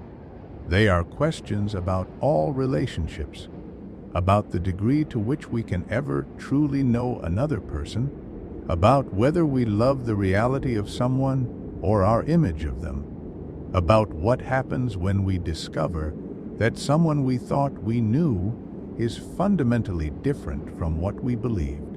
In the versions where Yuki-Onna marries a human man and lives as his wife, only to eventually reveal her true nature or disappear, there is a profound melancholy. The message seems to be that perfect happiness is temporary, that all relationships contain secrets, that intimacy always has limits. The human husband has been living with winter itself, has been sleeping beside death, has been raising children with a being who is fundamentally not of his world. When he realizes this, the relationship cannot continue as it was. This speaks to themes of impermanence that are central to Buddhist philosophy, which has deeply influenced Japanese culture. Nothing lasts, everything changes. What seems solid and permanent, like a marriage of many years, can dissolve in a moment when hidden truths come to light. Yuki-Onna's nature as a winter spirit means she embodies impermanence literally. She exists only as long as winter lasts, only in places where snow falls. She must eventually disappear, just as winter must eventually give way to spring. The detail that Yuki-Onna often leaves no footprints reinforces this sense of impermanence and insubstantiality. She passes through the world without leaving traces. Her encounters with humans change everything for them, but leave no physical evidence. She is like a dream, vividly experienced but leaving nothing tangible behind except memory and consequences. There is also symbolism in the coldness itself. In many spiritual and philosophical traditions, coldness is associated with death, stillness, and the absence of passion or life force. Heat represents life, energy, passion, while cold represents their opposites. Yuki-Onna, being fundamentally cold, is fundamentally opposed to life. Her touch freezes, her breath chills, her presence drops the temperature. She is entropy personified, the tendency of all things to lose heat and energy and ultimately cease. Yet paradoxically, she is also associated with purity. Snow and ice are clean, white, pristine. They cover ugliness and decay. Yuki-Onna's white clothing and pale skin mark her as pure in this sense, untouched by the dirt and complexity of mortal life. This purity is both attractive and terrifying. It is the purity of death of the sterile, of things untouched by the messy reality of living. The stories that feature Yuki-Onna asking people to hold a baby, which then becomes impossibly heavy, operate on their own symbolic level. Babies represent the future, potential, new life. But in Yuki-Onna's arms, the baby is frozen, impossibly heavy, more burden than joy.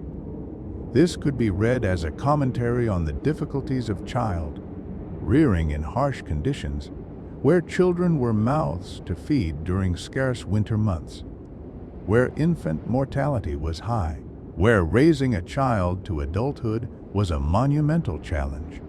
Those who can bear the burden of Yuki-Onna's baby, despite its increasing weight, are rewarded. They have demonstrated strength and commitment, have shown they won't abandon responsibility even when it becomes painful. This is a crucial survival trait in harsh climates and close-knit communities where everyone must be able to depend on everyone else. The promise that Minokichi must make in Hearn's version, never to tell what he has seen, operates on multiple levels. On one level, it is a classic fairy tale motif, the prohibition that must not be broken. Such prohibitions appear in stories worldwide, from Orpheus and Eurydice to Bluebeard's wife. They create narrative tension and often serve as tests of character. But the promise also speaks to the importance of secrets in relationships and communities. Some knowledge is dangerous. Some truths are better left unspoken. The promise not to tell is a promise to maintain boundaries, to respect the mystery at the heart of existence, to not expose what should remain hidden. When Minokichi eventually breaks his promise by telling his wife about the Snow Woman, he is breaking more than a simple vow. He is shattering the illusion that has made their life together possible. He is dragging the supernatural into the domestic sphere, forcing acknowledgement of truths that were better left in the realm of the unspoken. His wife can no longer maintain her human disguise once he has voiced his recognition of her true nature. This too resonates beyond the specific story. In all relationships, there are things better left unsaid, truths that would damage or destroy if spoken aloud. The breaking of silence, the utterance of what has been mutually agreed to ignore, is a form of betrayal even when the truth itself is not malicious. Minokichi's mistake is not malice, but rather thoughtlessness, speaking without considering consequences, and that makes his error feel very human, very relatable. The fact that Yuki-Onna spares him a second time because of their children adds another layer. Motherhood, even for an inhuman spirit, creates bonds and obligations. The children are half human, half spirit, belonging to both worlds and fully to neither. They represent the possibility of bridge between human and nature, mortal and immortal. Yuki-Onna cannot simply abandon them, cannot simply kill their father and leave them orphaned. This suggests that even the inhuman can be changed by human experiences, that spirits can be bound by love and duty just as humans are. It offers a more optimistic reading of human-nature relationships. We are not simply at the mercy of impersonal forces, but rather those forces can be touched and changed through relationship and connection. Different versions of the Yuki-Onna legend emphasize different aspects of this complex symbolism. The more malevolent versions, where she simply hunts and kills, emphasize the pitiless, indifferent danger of nature. The romantic versions, where she falls in love or shows mercy, emphasize the possibility of harmony between human and natural worlds. The tragic versions, where she wants to stay but cannot, emphasize the inevitability of separation and loss. But all versions, regardless of their specific details, are grappling with fundamental human concerns. How do we live with danger? How do we find beauty in harsh conditions? How do we make sense of death and loss? How do we relate to forces beyond our understanding or control? What promises should we keep, and at what cost? Can we truly know another being, or is everyone ultimately mysterious, ultimately other? These are not questions with simple answers, and Yuki-Onna does not provide simple answers. She remains ambiguous, mysterious, irreducible to any single interpretation. She is winter beautiful and terrible, life-giving and life-taking, pure and deadly, temporary and eternal, intimately familiar and utterly alien. As you drift now, consider what Yuki-Onna means to you. Is she a warning, a romantic figure, a representation of nature's power, a symbol of feminine mystery, a metaphor for impermanence? She is all of these and none of these, just as winter itself resists simple categorization. Perhaps the deepest meaning of the Yuki-Onna legend is simply this: some things cannot be fully explained or understood, only experienced and remembered.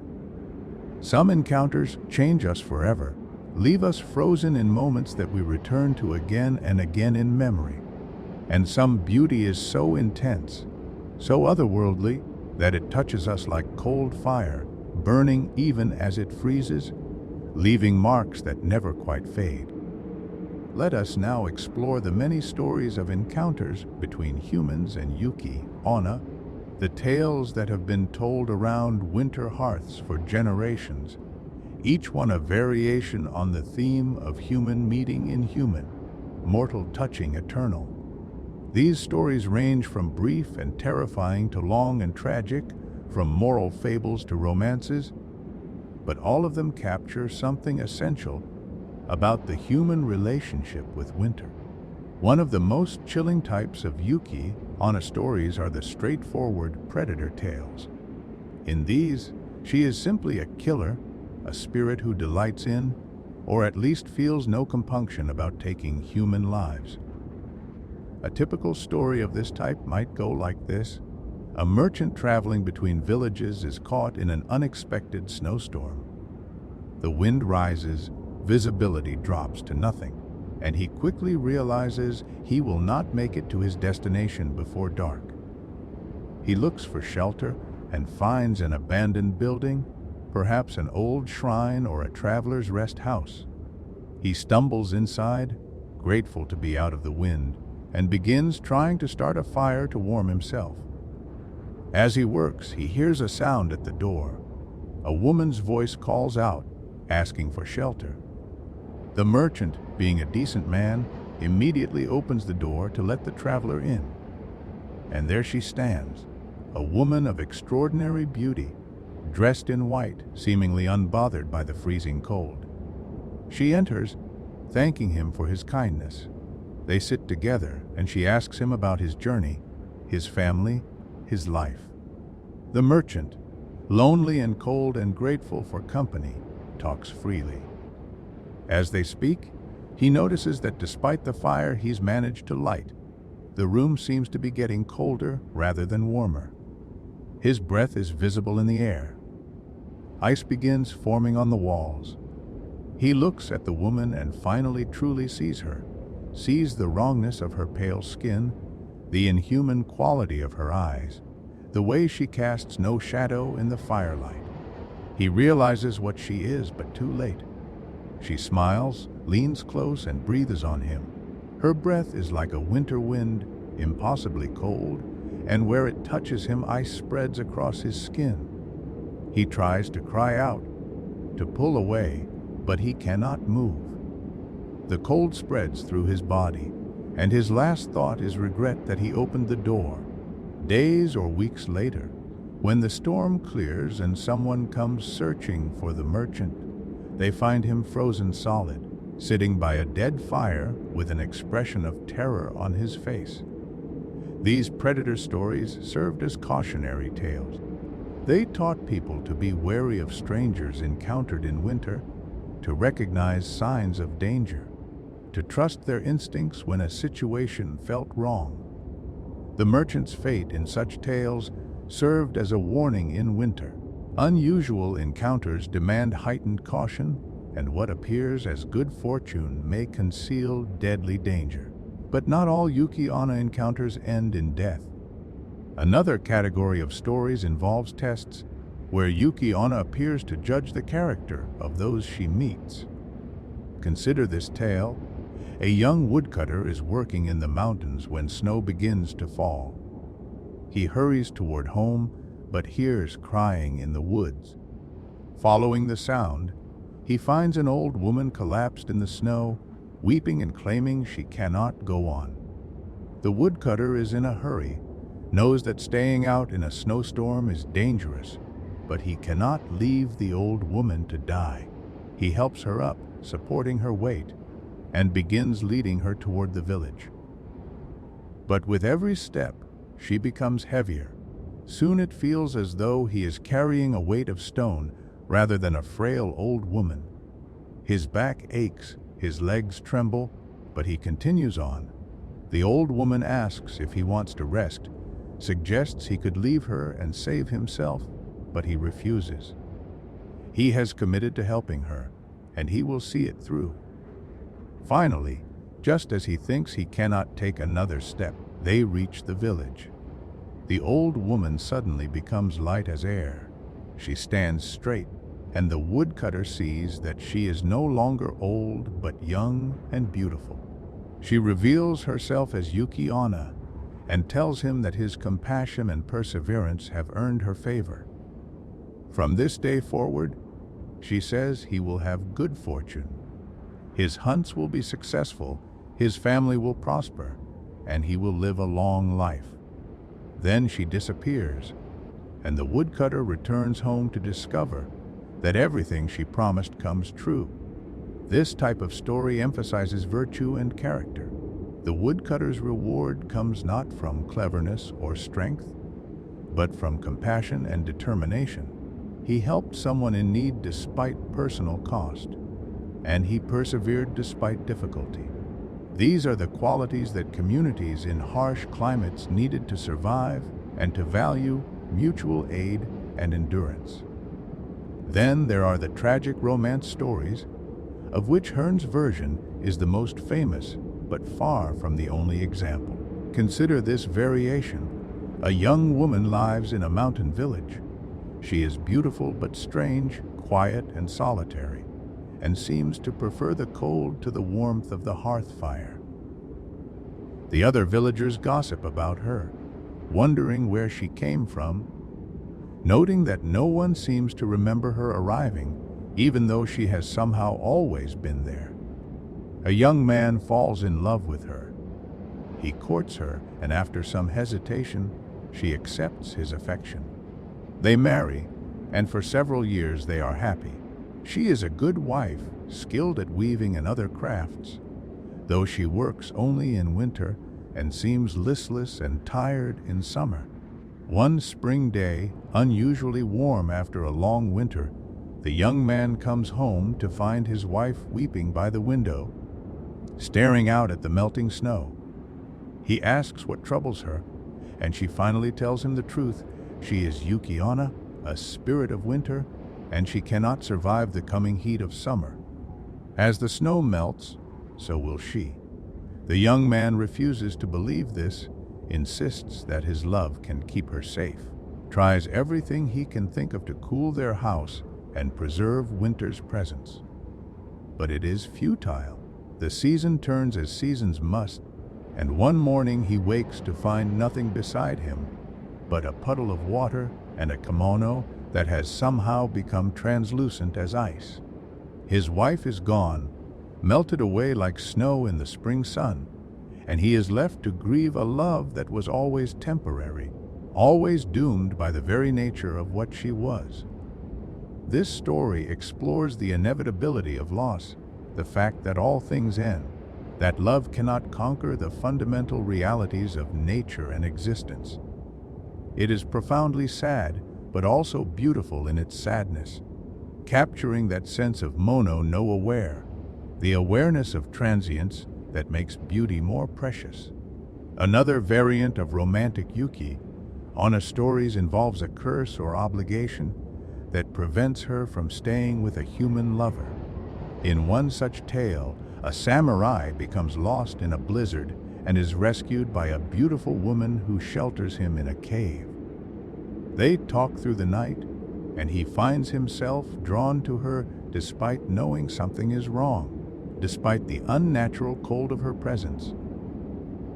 By morning, the storm has passed, and she helps him find his way back to the road.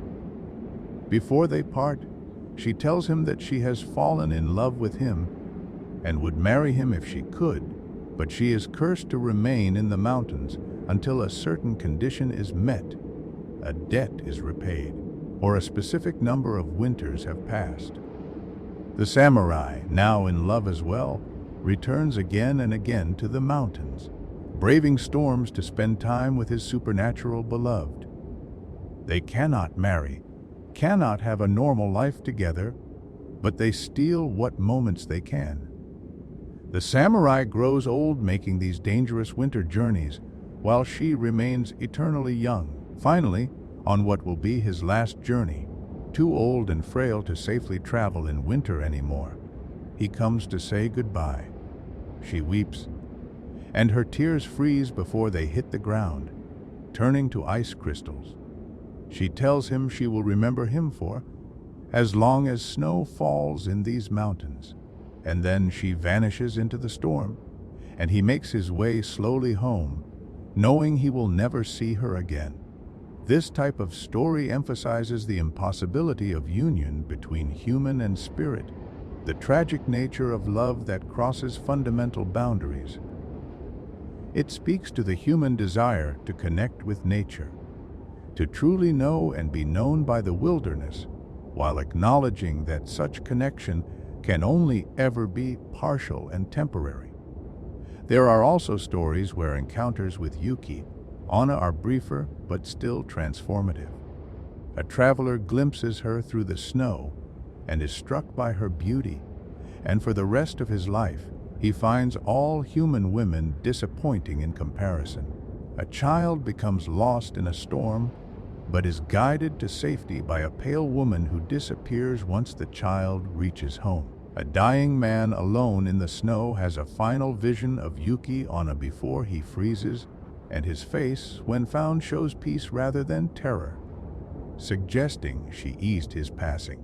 These brief encounter stories suggest that Yuki-Onna is not uniformly malevolent, that her interactions with humans exist on a spectrum from murderous to merciful.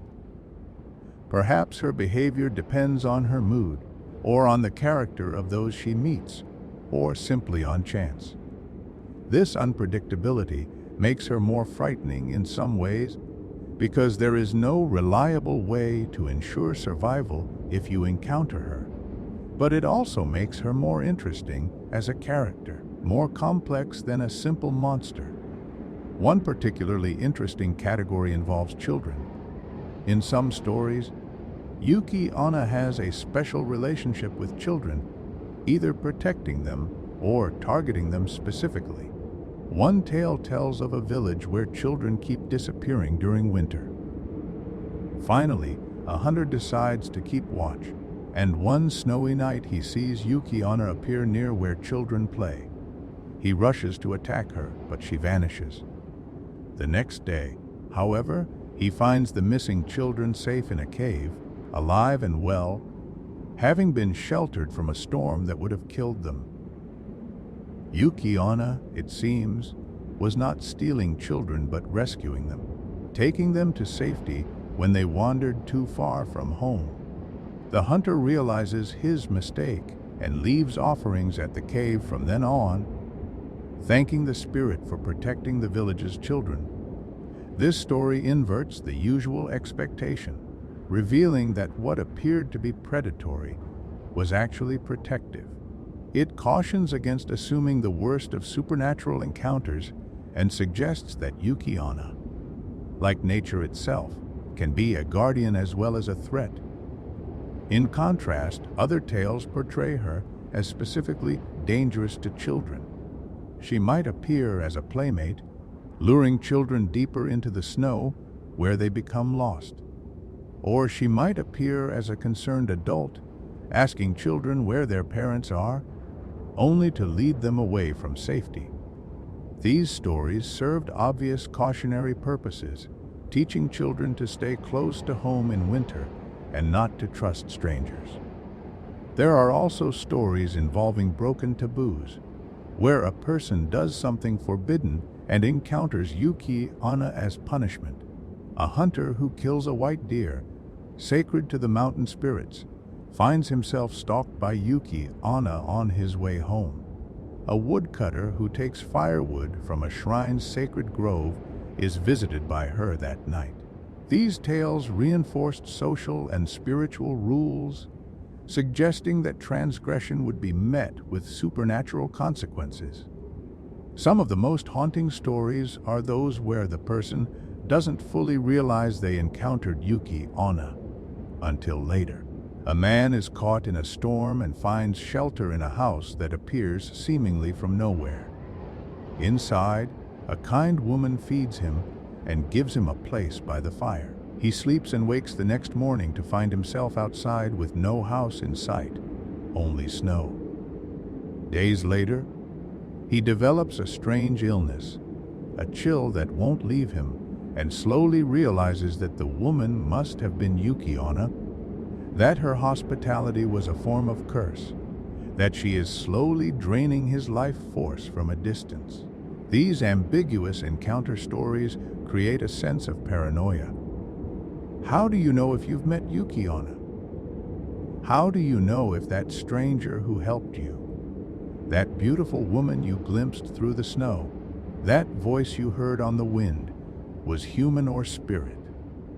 The uncertainty is perhaps more frightening than certainty would be. Across all these stories, certain patterns emerge. Yuki-Onna appears most often to solitary individuals, to those who are alone and vulnerable. She rarely confronts groups, though she might lead groups astray or pick off stragglers. This emphasizes the danger of isolation in winter, the importance of staying with companions. She appears most often at liminal times and places dusk or dawn, crossroads, boundaries between forest and field, thresholds.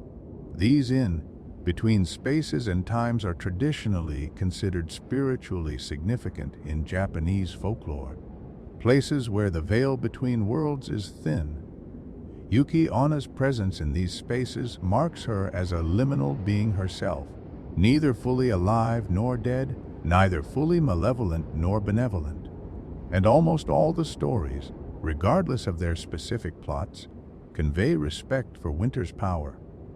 Whether Yuki-Onna is portrayed as monster, judge, lover, or guardian, she commands respect and wariness. To take winter lightly is to risk death. To venture into the snow without proper preparation is foolishness. To ignore warnings and continue when conditions worsen is suicidal. These stories, told and retold over centuries, around hearth fires while snow piled outside, served to pass down survival wisdom. They made winter's dangers memorable and immediate. They provided a framework for understanding traumatic experiences. And they offered comfort if death in winter came from a beautiful spirit, rather than mere bad luck. Then perhaps there was meaning in it, perhaps there was a story to tell. As you drift now, imagine all these encounters, all these meetings between human and snow woman. See them layering atop one another like falling snow, each individual story distinct, but all building to create a comprehensive picture of the legend. Every frozen traveler, every spared life, every tragic romance, every test passed or failed, they all contribute to our understanding of Yuki-Onna and what she represents. As we move from the traditional stories into more modern times, we find that Yuki-Onna has not faded from cultural consciousness. Instead, she has been continually reimagined and reinterpreted for new generations and new media.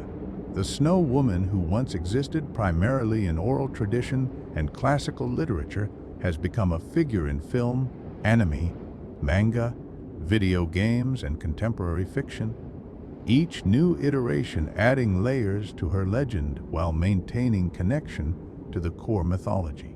The first major modern interpretation came in 1964 with the film Quaden, directed by Masaki Kobayashi.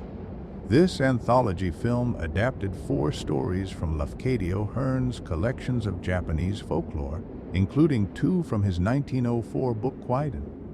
The film is a masterpiece of atmospheric cinema, using stylized sets, dramatic color palettes, and experimental sound design to create something that exists somewhere between dream and nightmare. Kobayashi was already known for powerful samurai films like Harakiri and Samurai Rebellion, but with Quaden, he moved into the supernatural for the first time, and he brought all his formidable artistic skill to bear on these ghost stories.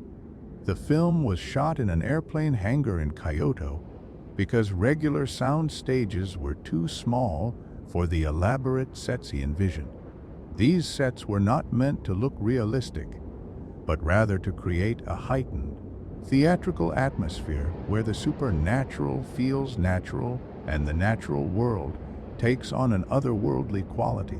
The Woman of the Snow segment, which adapts Hearn's Yuki-Onna story, is particularly striking. The film features colorfully surreal sets and luminous cinematography, creating a visual experience unlike anything audiences had seen before. The snow is painted. The skies are artificial backdrops with eyes painted on them that sometimes appear in the clouds, watching, witnessing. Yuki-Onna herself is portrayed by actress Kiko Kishi with an ethereal beauty that is both alluring and deeply unsettling. What Kobayashi understood was that Yuki-Onna stories are not about jump scares or gore. They are about atmosphere, about dread that builds slowly, about beauty that conceals danger. His version moves at a deliberate, almost hypnotic pace. Every frame is composed like a painting. The color scheme of whites, blues, and blacks creates a visual motif that mirrors the emotional landscape of the story. Cold and distant, yet somehow intimate. The score, composed by Toru Takemitsu, is equally important to the film's impact. Takemitsu used traditional Japanese instruments alongside modern experimental techniques, creating soundscapes that feel ancient and contemporary simultaneously.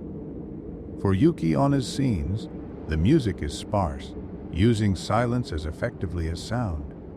When music does appear, it's often dissonant, unsettling, reinforcing the sense that something is fundamentally wrong even in moments that appear peaceful.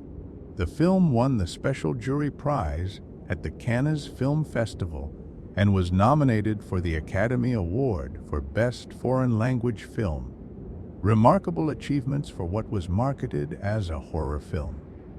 Interestingly, when Quaden was first released in the United States, the Yuki-Onna segment was actually cut from the film, with the American version running only 2 hours instead of the full 3-hour Japanese version.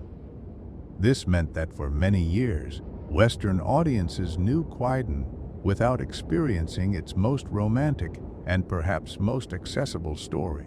The segment was eventually restored, and the full version of Quaden is now recognized as one of the greatest supernatural films ever made, standing alongside masterworks like The Innocents and Don't Look Now.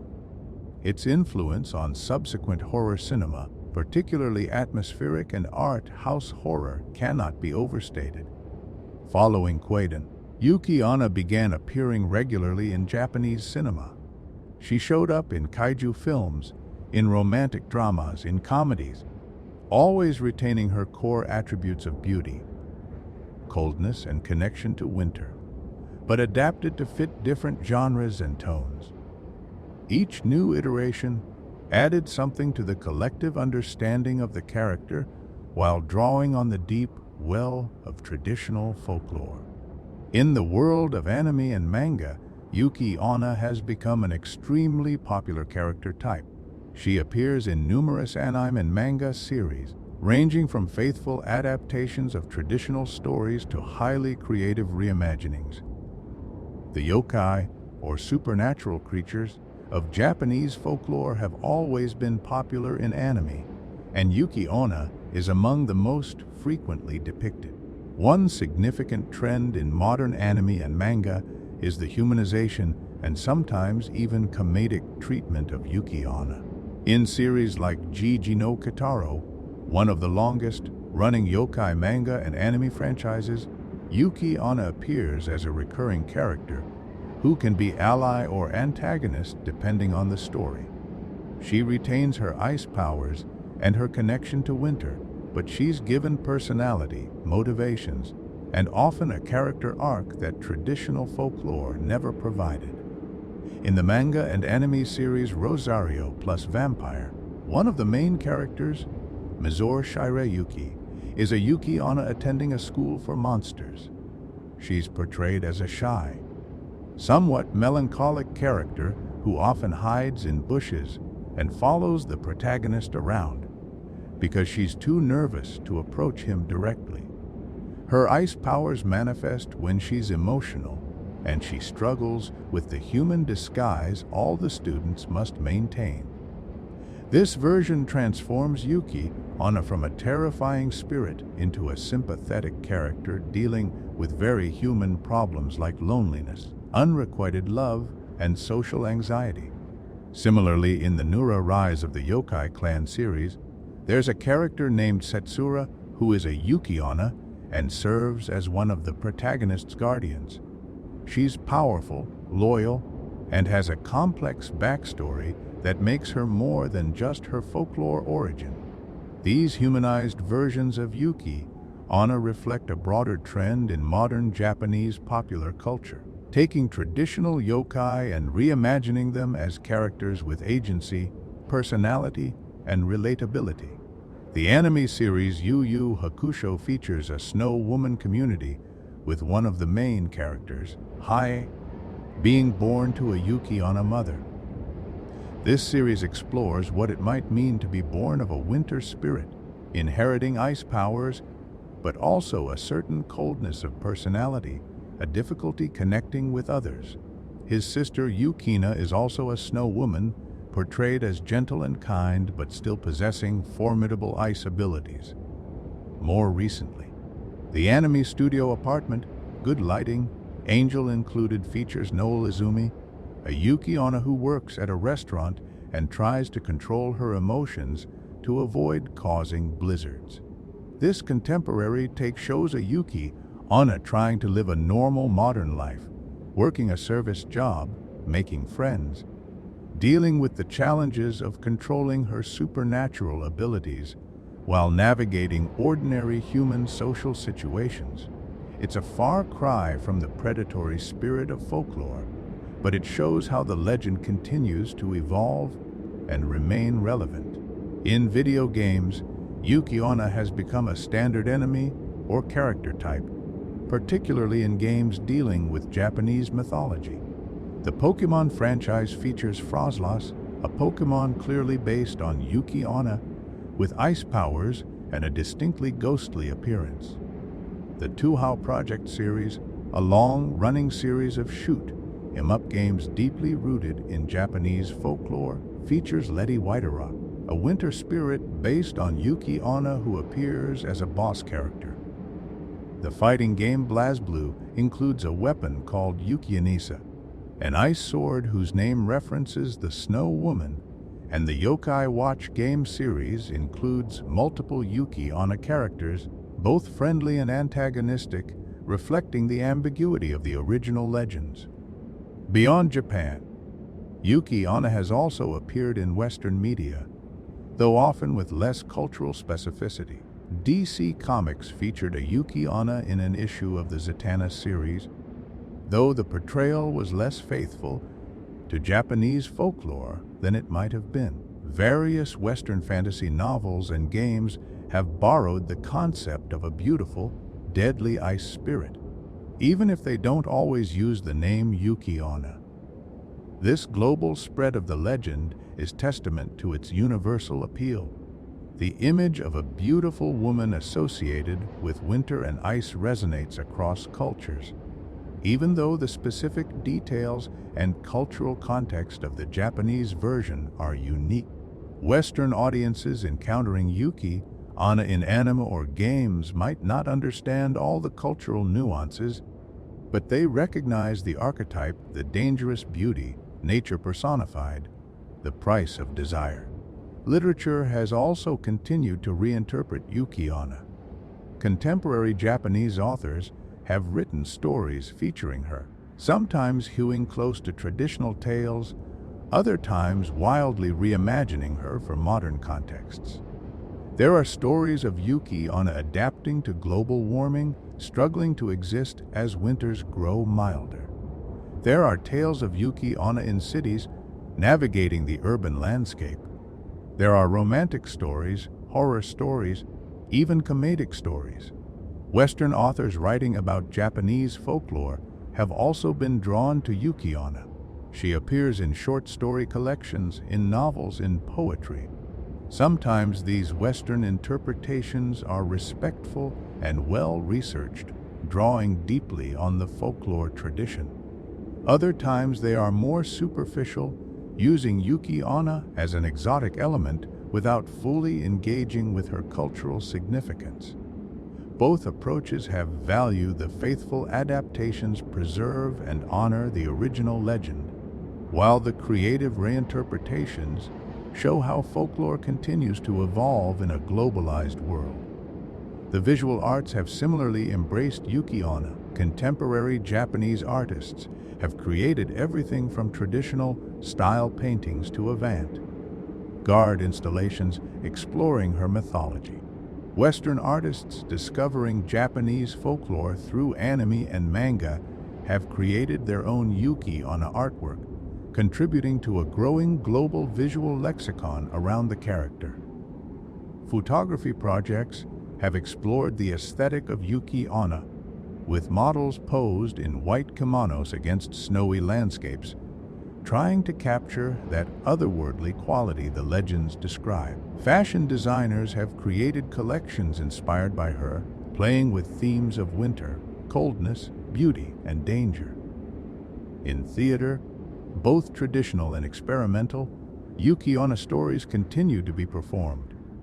No theater, the classical Japanese form, has included Yuki-Onna tales for centuries, and those performances continue today, preserving the oldest interpretations of the legend. But contemporary theater has also taken up her story, creating new plays that explore her character from modern perspectives. One particularly interesting trend is the use of Yuki-Onna in environmental narratives. As climate change becomes an increasingly urgent concern, some modern retellings have portrayed Yuki-Onna as a spirit diminished by warming temperatures, as a guardian of winter trying to preserve something that's disappearing. These interpretations give her story contemporary relevance while maintaining connection to her core nature as a winter spirit. Other modern versions explore feminist themes, reclaiming Yuki-Onna from the male gaze that has often dominated her portrayal. These versions might focus on her agency, her choices, her perspective. Instead of being a mysterious force that acts upon male protagonists, she becomes the protagonist of her own story, with her own motivations, desires, and arc. There are also LGBTQ reinterpretations of Yuki-Onna legends, exploring themes of forbidden love and otherness in new contexts. Some stories imagine romantic relationships between Yuki-Onna and human women, or explore gender fluidity in relation to her shape-shifting abilities. These adaptations show how folklore can be queer, how traditional stories can speak to contemporary marginalized experiences. The digital age has brought new forms of Yuki-Onna storytelling as well.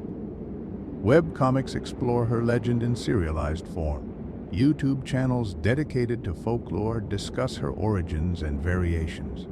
TikTok creators make short videos reimagining her for modern audiences. podcasts devoted to mythology and folklore regularly feature episodes about the Snow Woman. Virtual reality experiences have even been created, allowing users to encounter Yuki-Onna in immersive environments. These VR experiences try to capture the disorienting, uncanny feeling of meeting something beautiful, but fundamentally inhuman. Using technology to create something ancient storytellers could never have imagined, but that serves the same essential purpose, making the legend feel real, immediate, visceral. What's remarkable about all these modern interpretations is that none of them have diminished the traditional legend. If anything, each new version sends interested people back to the source material, back to Hearn's telling, back to the regional folklore, back to the earliest written accounts. Modern adaptations don't replace the traditional stories. They coexist with them, each adding to our understanding of Yuki-Onna while the core legend remains intact. The Snow Woman of ancient folklore and the cute anime girl with ice powers exist in the same cultural space, both valid, both real, in the sense that both are part of the living tradition of Yuki-Onna storytelling. This is how folklore works in the modern world, not preserved in amber, but constantly reinterpreted, constantly renewed, constantly finding new ways to remain relevant to new generations. And through all these adaptations, certain core elements persist. Yuki-Onna is always beautiful. She is always associated with cold and snow. She is always other, always not quite human even when she appears human. She is always dangerous, even in versions where she's sympathetic or even heroic. And she is always, in some way, tragic, whether because she kills humans who might have been innocent, or because she loves humans she cannot stay with, or simply because she is winter itself, beautiful and necessary but also harsh and lonely. As you drift now, imagine all these versions of Yuki-Onna existing simultaneously. The ancient spirit of folklore, Hearn's romantic tragic figure, Kobayashi's otherworldly vision in Kwiden, the anime characters going to school or working at restaurants, the video game boss battles, the contemporary art installations, the environmental allegories, the feminist reclamations, all of them are Yuki-Onna. All of them are winter wearing different faces for different audiences. And all of them, from the most ancient to the most modern, serve the same fundamental purpose. They help us understand and relate to winter, to nature, to beauty, to danger, to the mystery of existence itself. As we continue our journey through the legend of Yuki-Onna, it's worth considering what her story means in our current era, a time when winter itself is changing, when the relationship between humans and nature is being fundamentally altered by climate change. This is a dimension that ancient storytellers could never have anticipated, yet it adds new layers of meaning and urgency to the Snow Woman's tale. Yuki-Onna is, at her essence, a spirit of winter. She exists because winter exists. Her power comes from snow and cold. Her very being is intertwined with the harsh winters of Japan's snow country. But what happens to a winter spirit when winters grow warmer? What happens to the Snow Woman when there's less snow? These questions are not merely theoretical. Japan, like the rest of the world, is experiencing the effects of climate change. The heavy snows that once defined the snow country regions are becoming less predictable. Some winters bring record snowfalls, while others are unusually mild.